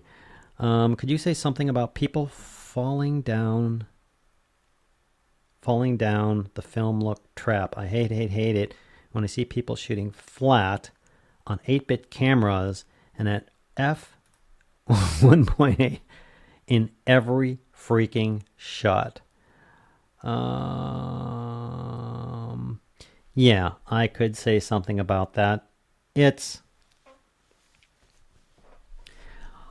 good thing is the film look is not a bad look. 24 frames per second, 48 shutter speed are best you can get. It gives you motion. People are used to seeing that, blah, blah, blah, blah, blah. On 8-bit cameras at f1.8 in every freaking shot. If they can maintain that and do that, I'll credit them. I'll be like, okay, you got that. But again, you're running into people that don't understand, that haven't studied this. Shooting a scene where you have two people, there's across the street and there's a brick wall and they're walking along and they're talking, shooting at f1.8 and trying to pull that focus and pull that off so you can have the blurry back wall. It's just, they don't understand. Maybe I should make a video about this sometime. Why do you use these different apertures? How do you use them? And when do you use them? there is that thing, and there's that thing that's purported, which is, really shallow depth of field is awesome with the blurry background and, the bokeh and, and you see it purported all the time. You should like blow up your bokeh and make sure it has instead of a hexagonal, it has, a round and whatever. That's what it is. Yeah, I mean, it's just experience and education. I mean, if all you're doing is shooting a bunch of stuff, like right now, I think I have my aperture set to 3.2 and it's on autofocus. I don't care. I just don't care. If I was shooting something like a film or a video or a short film or something, sure. I mean, if I'm shooting 2 people in a room and I want to get, if the room is part of it and I want to get the room part of it and I want to get the props and I want to get the lighting and the practicals as part of that, I'm not going to shoot them at f1.8. But when you see that a lot, my only suggestion is either instruct people in a nice way on how to do that. Try not to do that yourself. Or just give them a break. They just don't know enough. They'll eventually know enough. And be thankful that they have the guts to shoot something and post it. That's my only comment on that. JD, I have not watched it yet, but I've watched all the Digital Rev Pro Photographer Cheap Camera episodes. It's amazing, and they published the shots afterwards. What are we talking about? Hey man, long-winded, excellent person says a skill, but also test your own knowledge. Okay, cool. Jordy, in one of them, they use a Lego camera, and one Philip Bloom makes a movie using a Barbie doll camera. Yeah, I've seen those. Amateur. Philip Bloom is an amateur. I like Philip Bloom. He gets somewhat technical, but if you watch some of his videos, especially his more, like I'm going to look at this and review this, you'll notice how he doesn't use a lot of technical terms.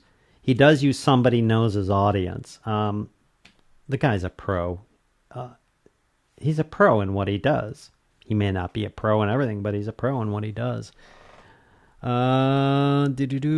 Interesting enough, amateur means something, doing something for the love of it. Yeah, there's a lot of definitions of amateur. It's a hobby instead of a job.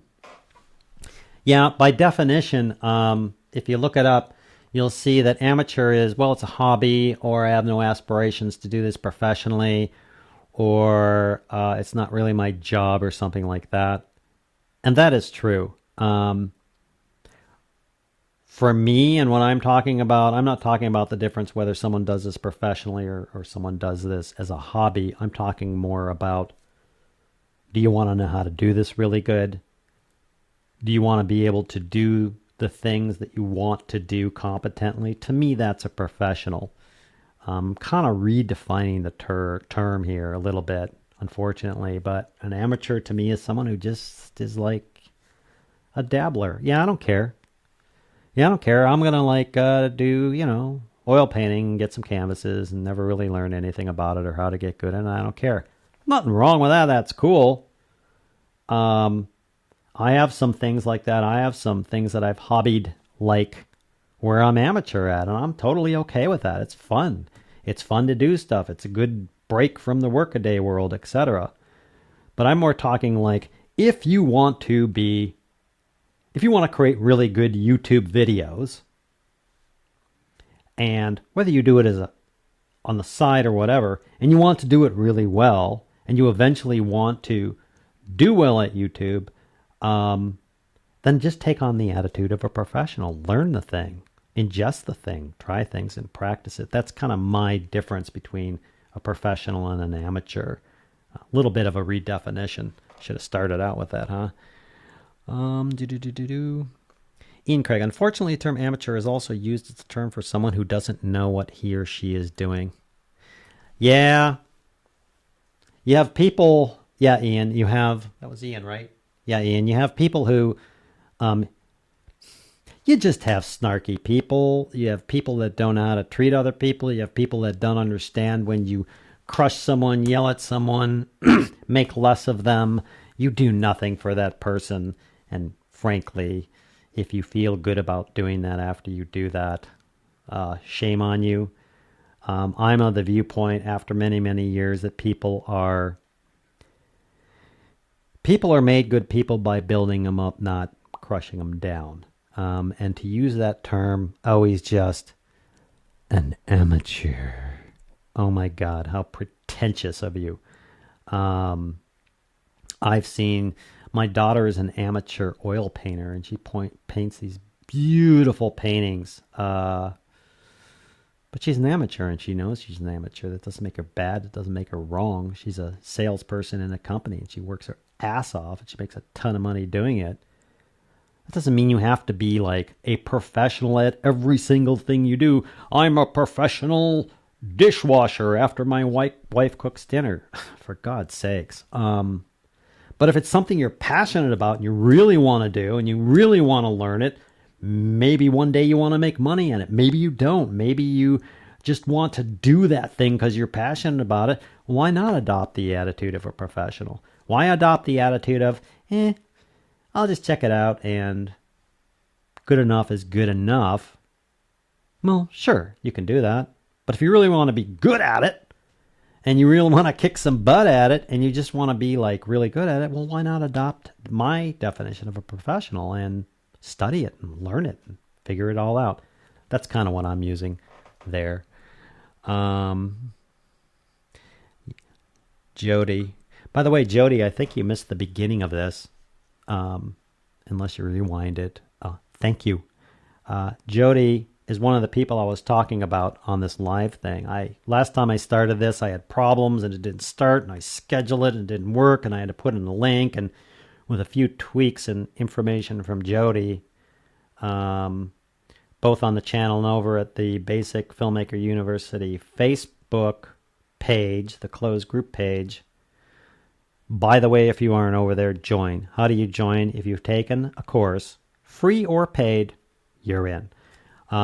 Gave me so much information and helped me so much. So bless you, sir. You are awesome for helping me, and you made this possible. I set it up, I scheduled it, I started it, and boom. I was freaking out a little bit there. Amateur. Getting there. Worth it out. Ian Craig. Hey, Ian. Jody, I'd say the hobbyist lacks the negative connotation and is a better choice for casting a non-pro. I'd say hobbyist lacks the negative connotation and is a better choice for casting a non-pro in a positive light. Yeah. Yeah, I think it's the attitude. Oh, you're just an amateur. Well, that's cool. Yeah, we can help you with that, as opposed, oh, you're just an amateur. Oh, that's terrible. Right now, Ian Craig, who's from Europe, is dying at my English accent. But yeah, that's true. Cool. NLE, Neuro-Linguistic Engineer. Yeah. Jody, you can't learn about something if you don't first learn how to talk about that thing. That is so very true. I've had a number of careers. One of them was an engineer, a mechanical engineer and designing things. One of them was also, I got into double that, IT and computers and everything else. I applied these same principles where I got into all the lingo and I was like, oh, I'm a badass. I could say all these words and I just got over that and eventually learned it. And I knew I had learned it well when I could describe a computer to my mom, who knew nothing about a computer, and how it works by relating it to how a toaster works. And she was like, oh, well, that makes sense to me. Then I knew I had it. But yeah,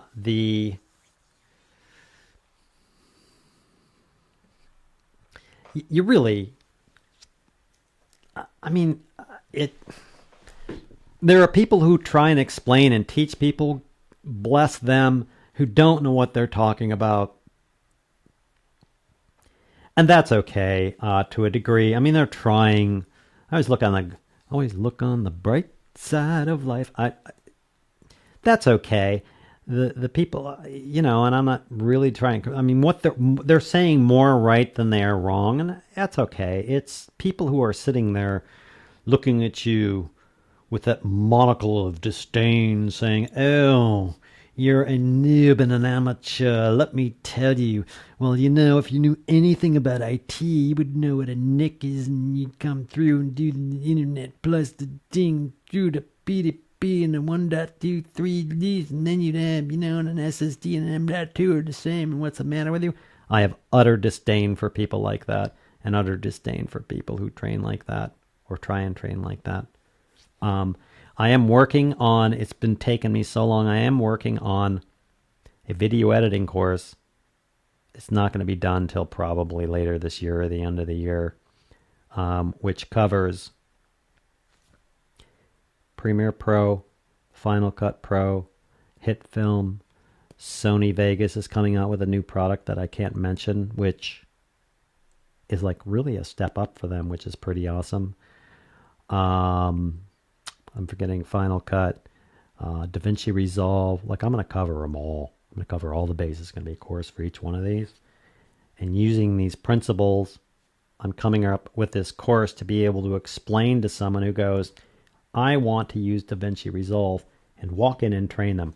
I have taken hundreds of courses on editing, just in Premiere Pro.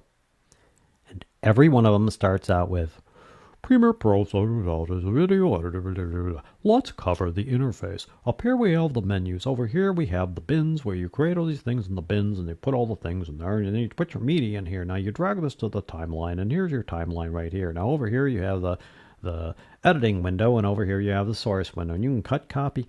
Man, if you were listening to what I just said, the person who just did this, unless they're probably like you guys where you're just going to go, you're like, I'm going to learn this no matter what, is gone. So I'm trying to arrange a course which allows the semi or professional video editor to quickly learn something and reaffirm what they already know on all these 5 or 7 different video editors, yet brings someone who's totally cold up to speed into editing. And it's gonna be awesome, but it's a tough workout. It's a tough one, and it's just taking the time to work it all out. I know I can do it. I'm not gonna give up. Not gonna give up. What else we got here? Jordy, keyframes is honestly a bad term. I can't think of a better one, but it implies that the frame is involved, which makes no sense. Several in context, audio does not have frames, for example. Well, that's true. Audio does not have frames. They've really stretched the using keyframes in audio. I mean, there's a whole different technology in audio, which I won't go into. Yeah, I'm not going into that. I mean, seriously, it's for visuals. I mean, I don't know if I described this. Maybe I described this earlier. You go back to Walt Disney or any of these early cartoons, especially the good ones. They had a person, people who were key framers. So you had a frame, and they'd have a guy like this, like Dopey. And then they'd do another key frame where Dopey'd be like this. So they have these two. You've seen these gel-like see-through things. So here's a key frame, and here's another key frame, and they'd give it to people called tweeners, in-betweeners. So this person would take Dopey like, I forget which I did, Dopey like this, and Dopey like this, and they would draw all the in-between frames.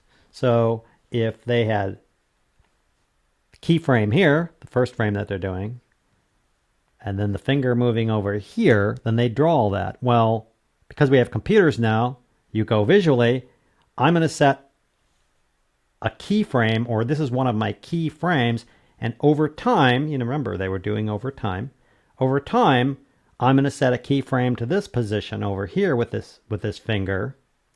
Dear computer, can you be a tweener and handle it? And it goes, sure. I know I'm going to be here. I know I'm going to be here over 4 seconds, do, and it does the math. That's keyframes. So what Jody's talking about is you don't really keyframe audio. But it relates. I mean, most people who are into video editing, etc., get that. I mean, you're basically doing something over time, which is what it's evolved to. My volume's here. Now over time, my volume's going to descend over here. So I don't know. I go either way. I think they should use the terms that you would actually use that I'm not going to use here. But then again, I think it leads to more understanding, so I'm okay with it. JD, that's why practice makes perfect. Yeah. Practice does make perfect as long as you're not doing all those other things. I could hand this camera to someone who doesn't know about it and have them go practice with it for the rest of tomorrow, and they ain't going to know shit when they're done. They're not going to be able to get a picture unless they study about it and study all the components about it. Yeah, that's true. Practice does make perfect. Let's say practice makes more perfect. Practicer, man. I get, like I have right now, I heard all this blah, blah, blah, and camcorders, and you should have a DSLR, you know, and DSLRs are better, and the lenses, and the bokeh, and the aperture, and the blah, blah, blah, blah, blah.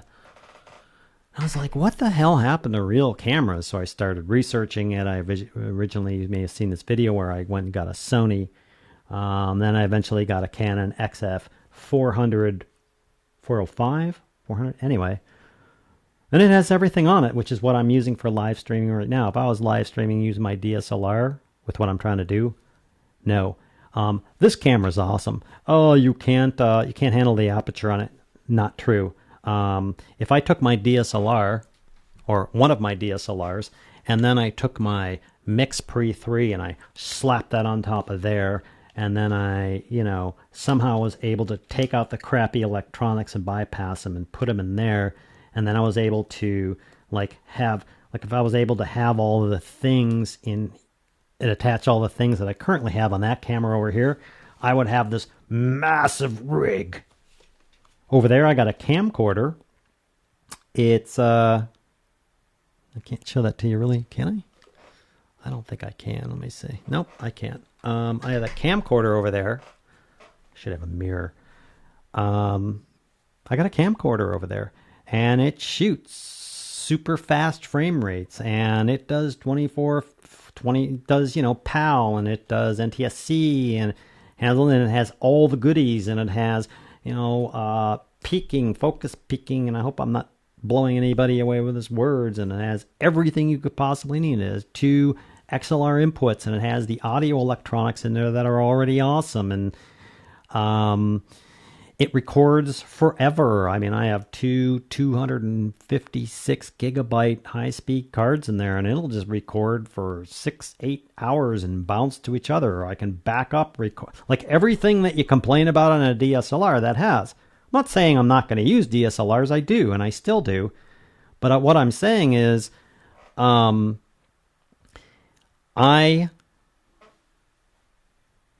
went, I don't get it. And I started researching camcorders, because remember, I used to do big camera stuff, as I mentioned in my last one, and I stepped out behind the camera and decided to do DSLR work, and blew my mind.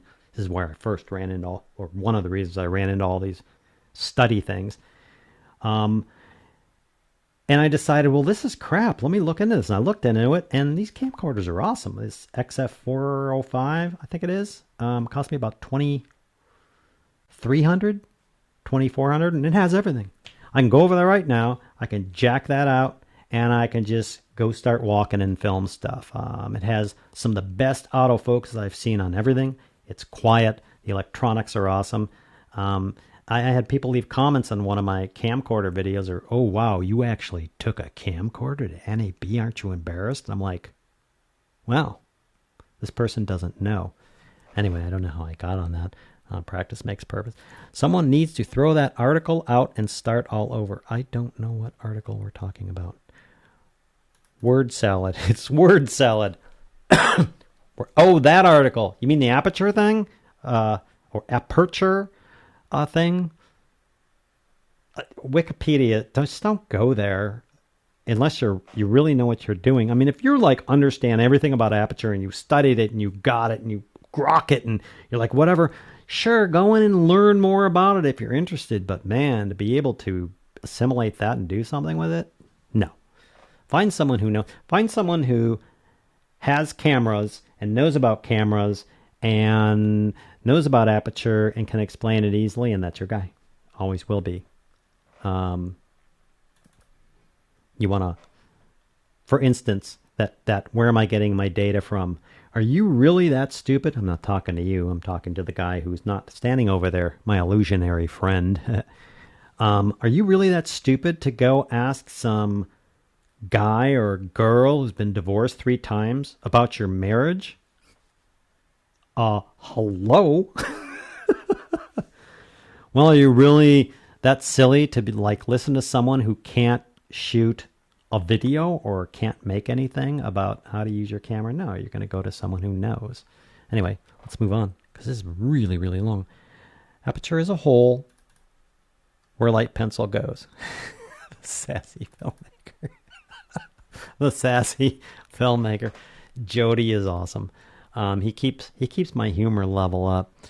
I think you're trying to say not to answer what is a fluid head literally, but rather to answer why should I care about having a fluid head? What can it do for me? Yeah, totally agree. The day my photography leaped forward was when I started sharing my knowledge and teaching about it. Yeah, no kidding. This is going to be a fast break. Stand by. Something has to be handled here quickly over there. Pardon me. Just a minute and 30 seconds.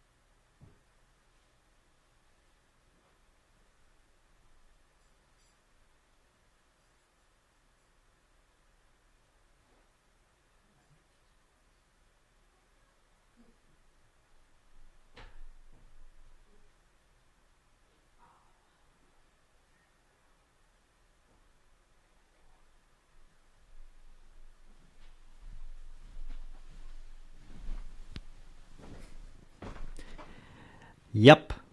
Film Cat, this guy right here, who doesn't like to be held that much, was up to no good.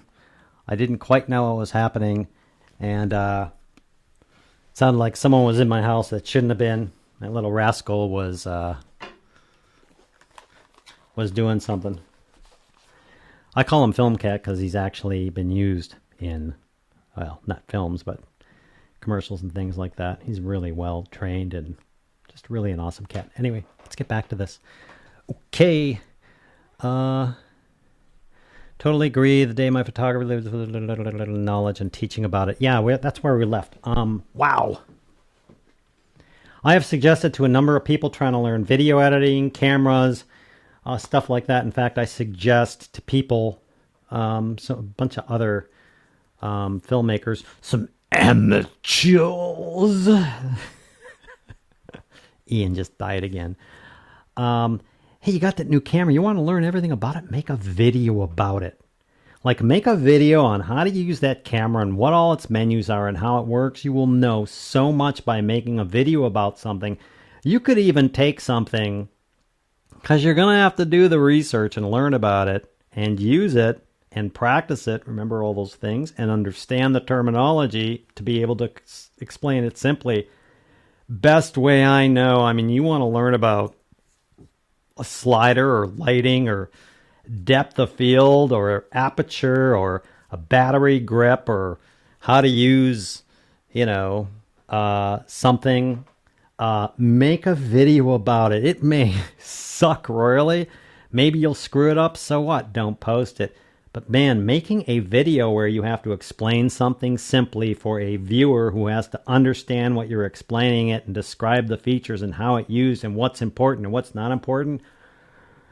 Man, I would love to. I mean, a requirement of everybody being a videographer or a filmmaker to get done with school would be a bit rough, but man, hey, make a video on, how to care for a cat. They're going to know how to care for a cat. Yeah, he's giving me the eyeball because I said cat. Or if I say kitty, we call him kitty. Yep, there he is.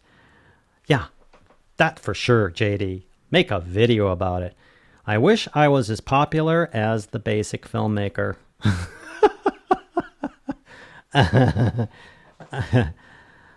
Oh boy. I'll share something with you on this channel here. This is going to sound, I don't know if this sounds arrogant or de-arrogant.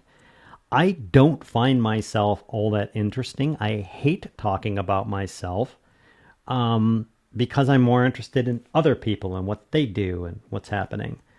My popularity, at least on YouTube so far, was a total fluke, as I've described.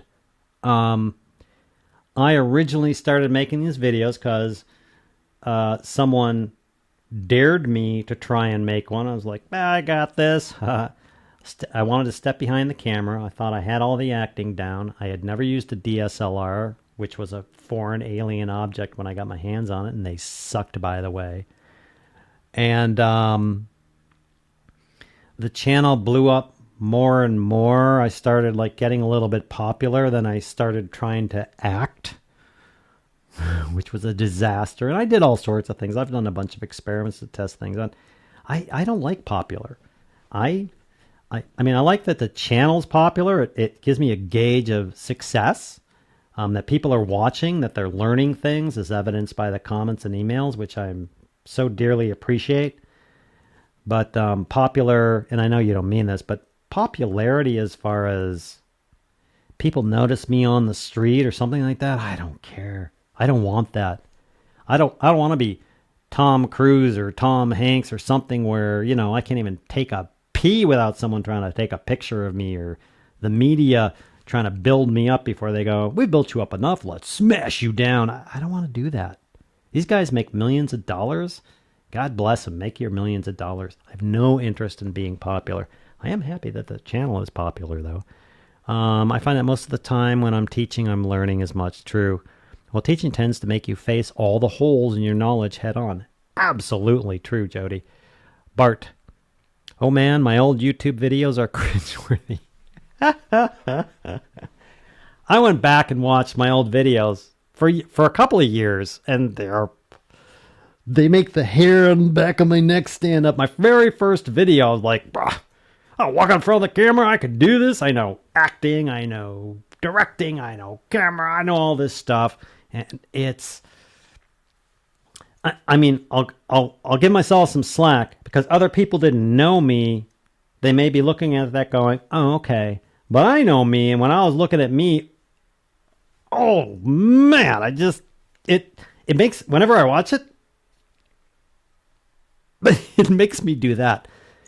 And I leave it there to remind myself that A, I'm getting better. And that B, if I get too cocky, I just go back and watch that and go, all right, okay.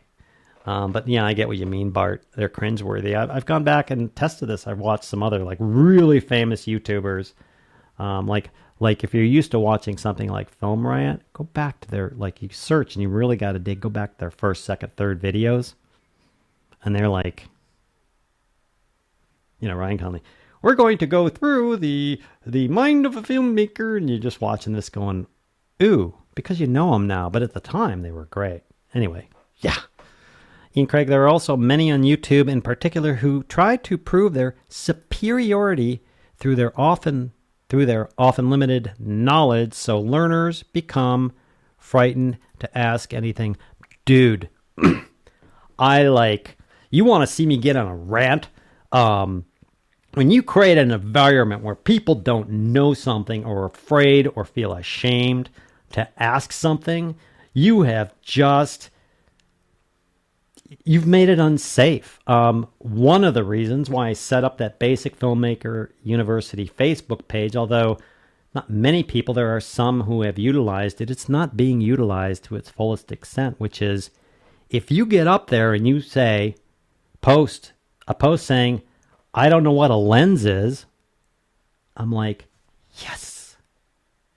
And then I try and explain simply what a lens is, how it's used. Do you want to know more? Do you want to know why there's glass in there? And to me, that's it's all those barriers I went over. I'm like, yes, I got someone who can ask something in a safe environment. No one has done this. I think someone got out of line once or two with comments, and I kind of called them out on it, but no one has done this. But man, no wrath.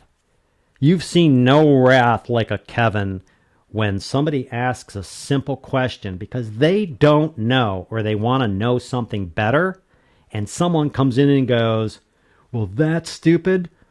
I just want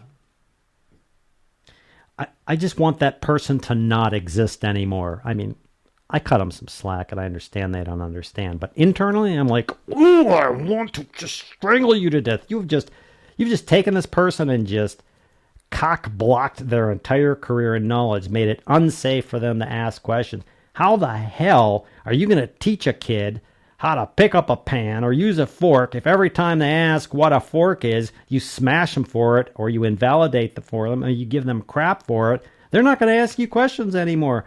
You got kids, you don't know, wonder why they don't listen to you? Well, they either got some crappy friends that are crappy, or it's because too many times you've checked them on asking something. Well, I don't understand why the sun has sunlight. Okay, well, let me explain it. Well, I don't understand why the sun...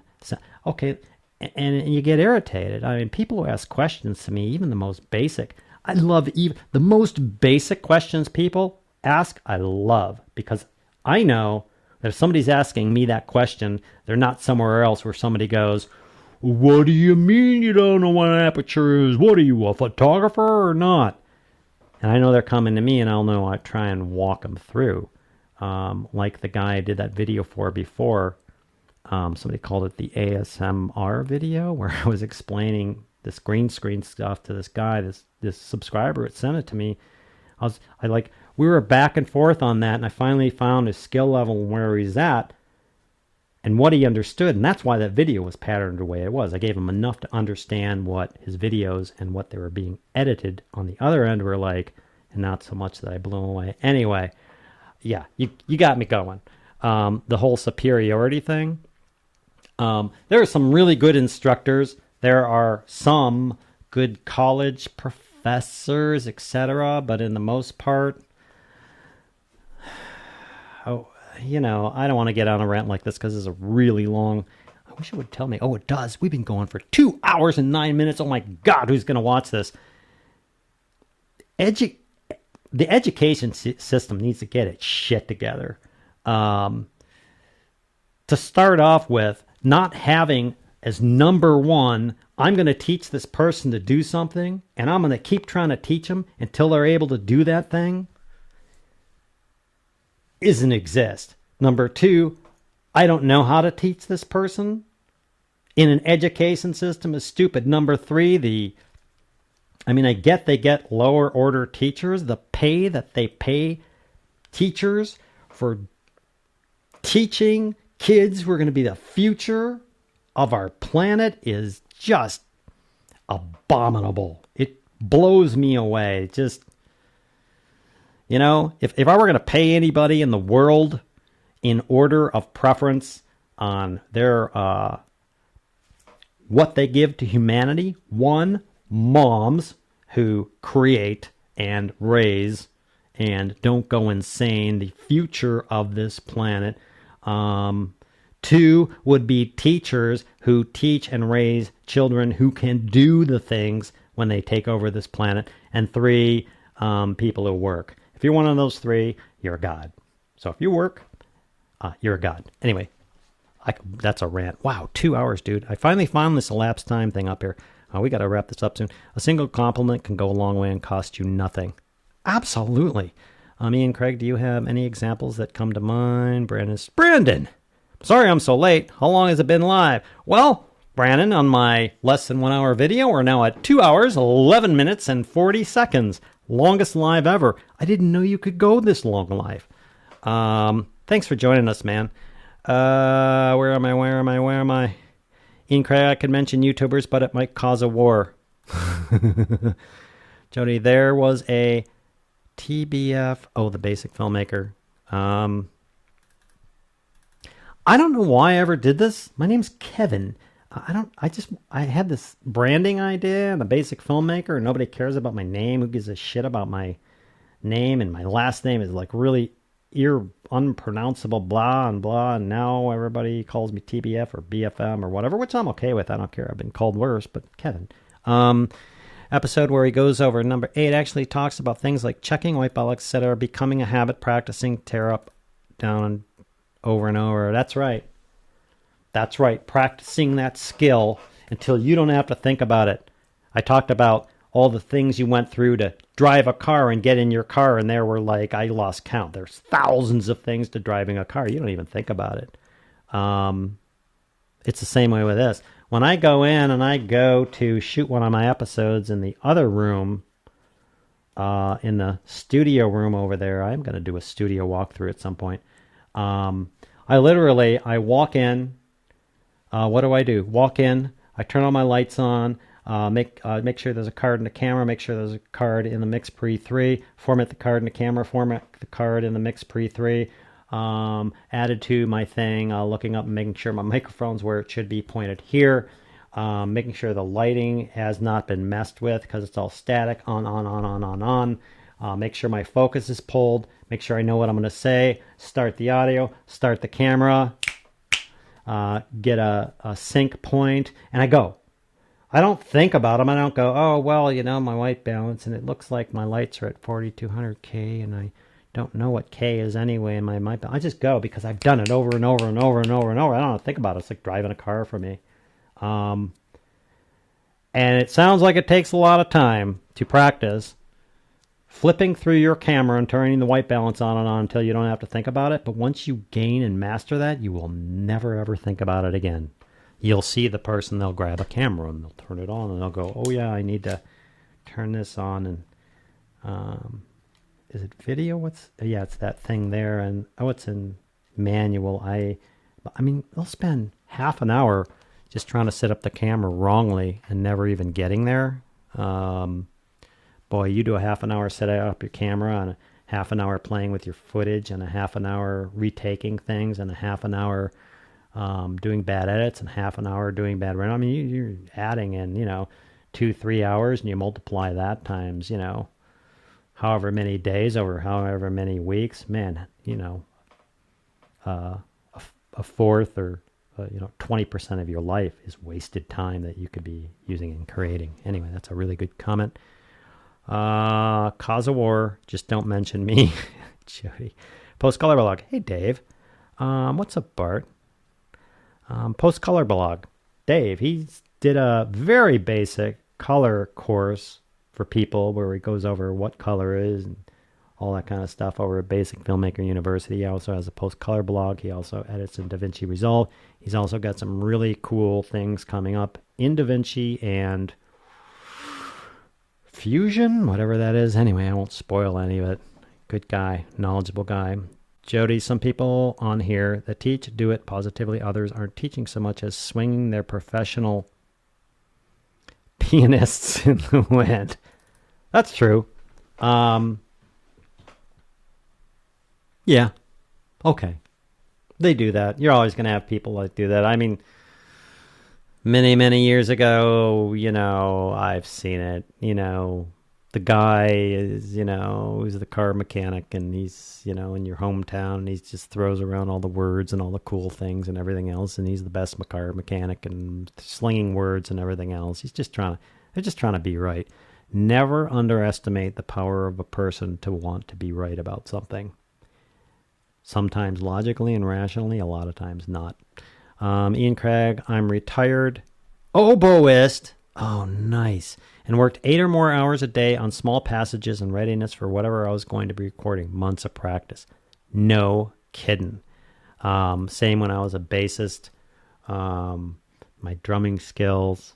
My wife was a cellist. She still has a cello. She's really good at it. Played in chamber orchestras.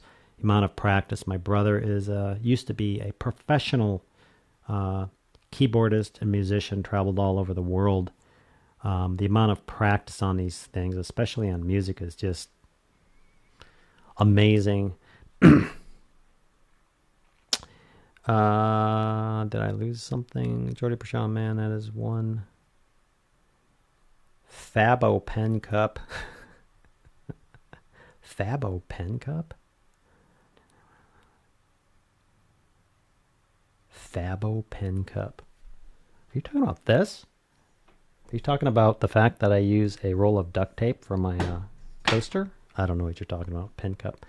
Bart Johnson Productions, one of those technical difficulty screens they use jokingly on TV shows. JD, I remember the first time I used a Pro Camcorder, I didn't know about gain or focus peaking or even volume levels. Yeah, no kidding. I've told this story a million times. I mean, I'm working with crews and sound people and light people and I have these big cameras and DPs and I'm directing people and actors and all that. I wish I could go back in time and freaking pay attention to what was going on around me. I walked out for that and I went, I'm going to do a YouTube channel and tell everybody about stuff because I want to teach the basics. And I got a DSLR and there was no aperture ring on the lens. Like, what the hell's wrong? Wait, what? And there's no, and how does this, what is, and the, what? The aperture is digital. It was mind-blowing to me, the things I didn't know.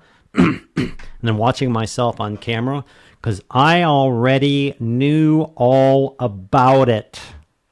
Remember that? It was terrible. It's like Bart was saying, cringe-worthy. And that was kind of a deep water ice dip to me that I better get my ass in gear and learn what the hell I'm talking about with regards to YouTube and DSLRs and everything else. JD, I remember the first time I had used a Pro Camcorder. I didn't know about gain, nor focus, nor peaking. Yeah. Captain Aaron. Oh, hi, man. I'm not sure I know you. Captain Aaron. I like your acting.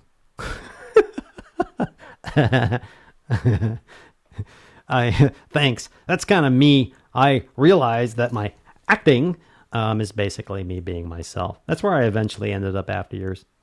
Oh, I'm comfortable. I'm just going to be myself. Duh. And that's what you get. I have a sense of humor that not everybody gets. It's kind of weird. It's kind of English. It's kind of daddish. I love puns. And this is what you get. And I like to laugh a lot, and I like to have fun. And that's what you get. If I had known that, 7 years ago, my earlier videos wouldn't have sucked so badly. Jody, my current videos are cringeworthy, but I mostly make them for me to blow off steam at this point, not to be high or even medium art. Yeah, absolutely. The person who thinks my videos are the cringeworthiest is me. Every time someone sends me something, someone will send me videos over email, or they'll post something on YouTube, either live or not live, public or unlisted. They ask me my opinions. I always just say, very well done. You had the balls. I probably shouldn't use. You had the guts. I don't want to exclude women. They're like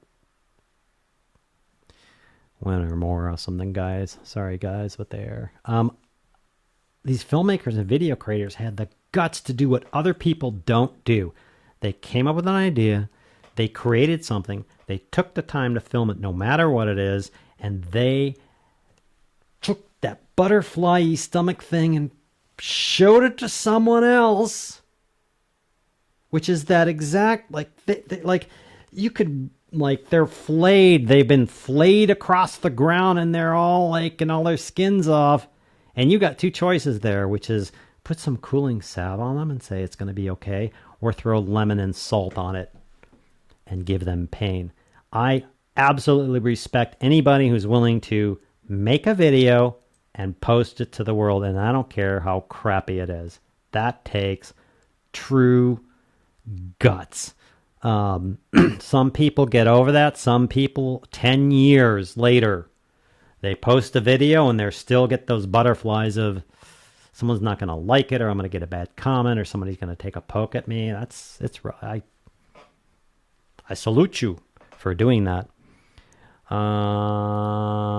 Jody Brishon. Simon Diaz is a great example of someone who made some totally really awesome videos. Yeah, Simon's great.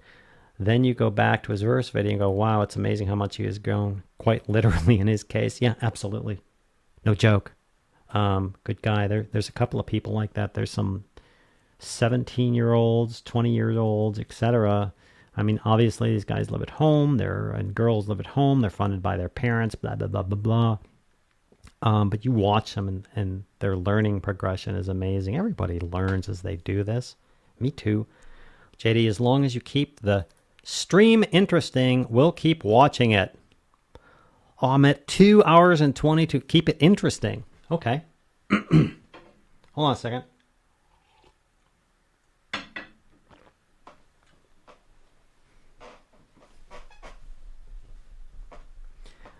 That was terrible. Thank you. I was messing with you while you were gone for a laugh. Jody. I love Jody. I love all you guys. Captain Aaron. You being you helped me learn without distractions. Do you guys have any idea? Maybe you don't. I've said this a million times. When someone says that to me, my heart melts. And his heart grew 10 times its size. You'll get that reference, Grinch. Every comment I get that says, you thanked me a lot. Like, I got an email one time where a guy had gone and watched through all my videos in progression and actually put into practice these things. And was over a 6 month or 9 month period. He ended up getting hired by Verizon, was it? And was able to get a job doing video production with other people who knew what they were doing. He said because of my videos, oh my gosh, I welled up, like almost tears came to my eyes. Like, man, when I go out, well, you did this and you did that and you're a terrible person and everything else. No, by the way, you helped tens of thousands of people. I'll be like, cool. That's what I want on, that's what I want. That's my pay. That's my, no matter what happens in life, I helped people. Oh man. Oof. Wow. I love that. Lemon and Salt, Basic Filmmaker, Newbie Cooking Class coming soon. Absolutely. Dane's Filmmaker. Cool. I think I ran to the end of the comments. Yeah, we got to stop this, dude. You guys have been hanging with me for almost 2.5 hours. I absolutely appreciate you hanging with me. I'm sorry I lost track of the time. I love talking to people. I love showing them stuff. I love live interaction and everything else. I don't know if anybody rewatching this is going to watch through what's going to be 2.5 hours of video. But thank you so much for supporting me and my channel. Thanks for hanging out with me for this long on a Saturday. Thanks for the questions. Thanks for the fun. Thanks for the humor. If you have anything that you would like specifically covered on this, where I'll try and keep it to like a half an hour to an hour or 50 minutes, please do leave them in the comments or send me an email and we will cover that. If you have any ideas or things like that on a subject you want covered, or if you have any questions, just leave my answer, everything. Anyway, I got to let you guys go. I got to go get some, 12:54 and I started at 10:30. I got to go get some lunch or I'm going to die. Thank you so much for joining me. Thank you so much for hanging out with me. Really appreciate it. I'll hang around for just about a minute before this thing ends. Love you guys. You guys are great. Yeah. You're the best. Thanks for hanging out, and we'll see you next time.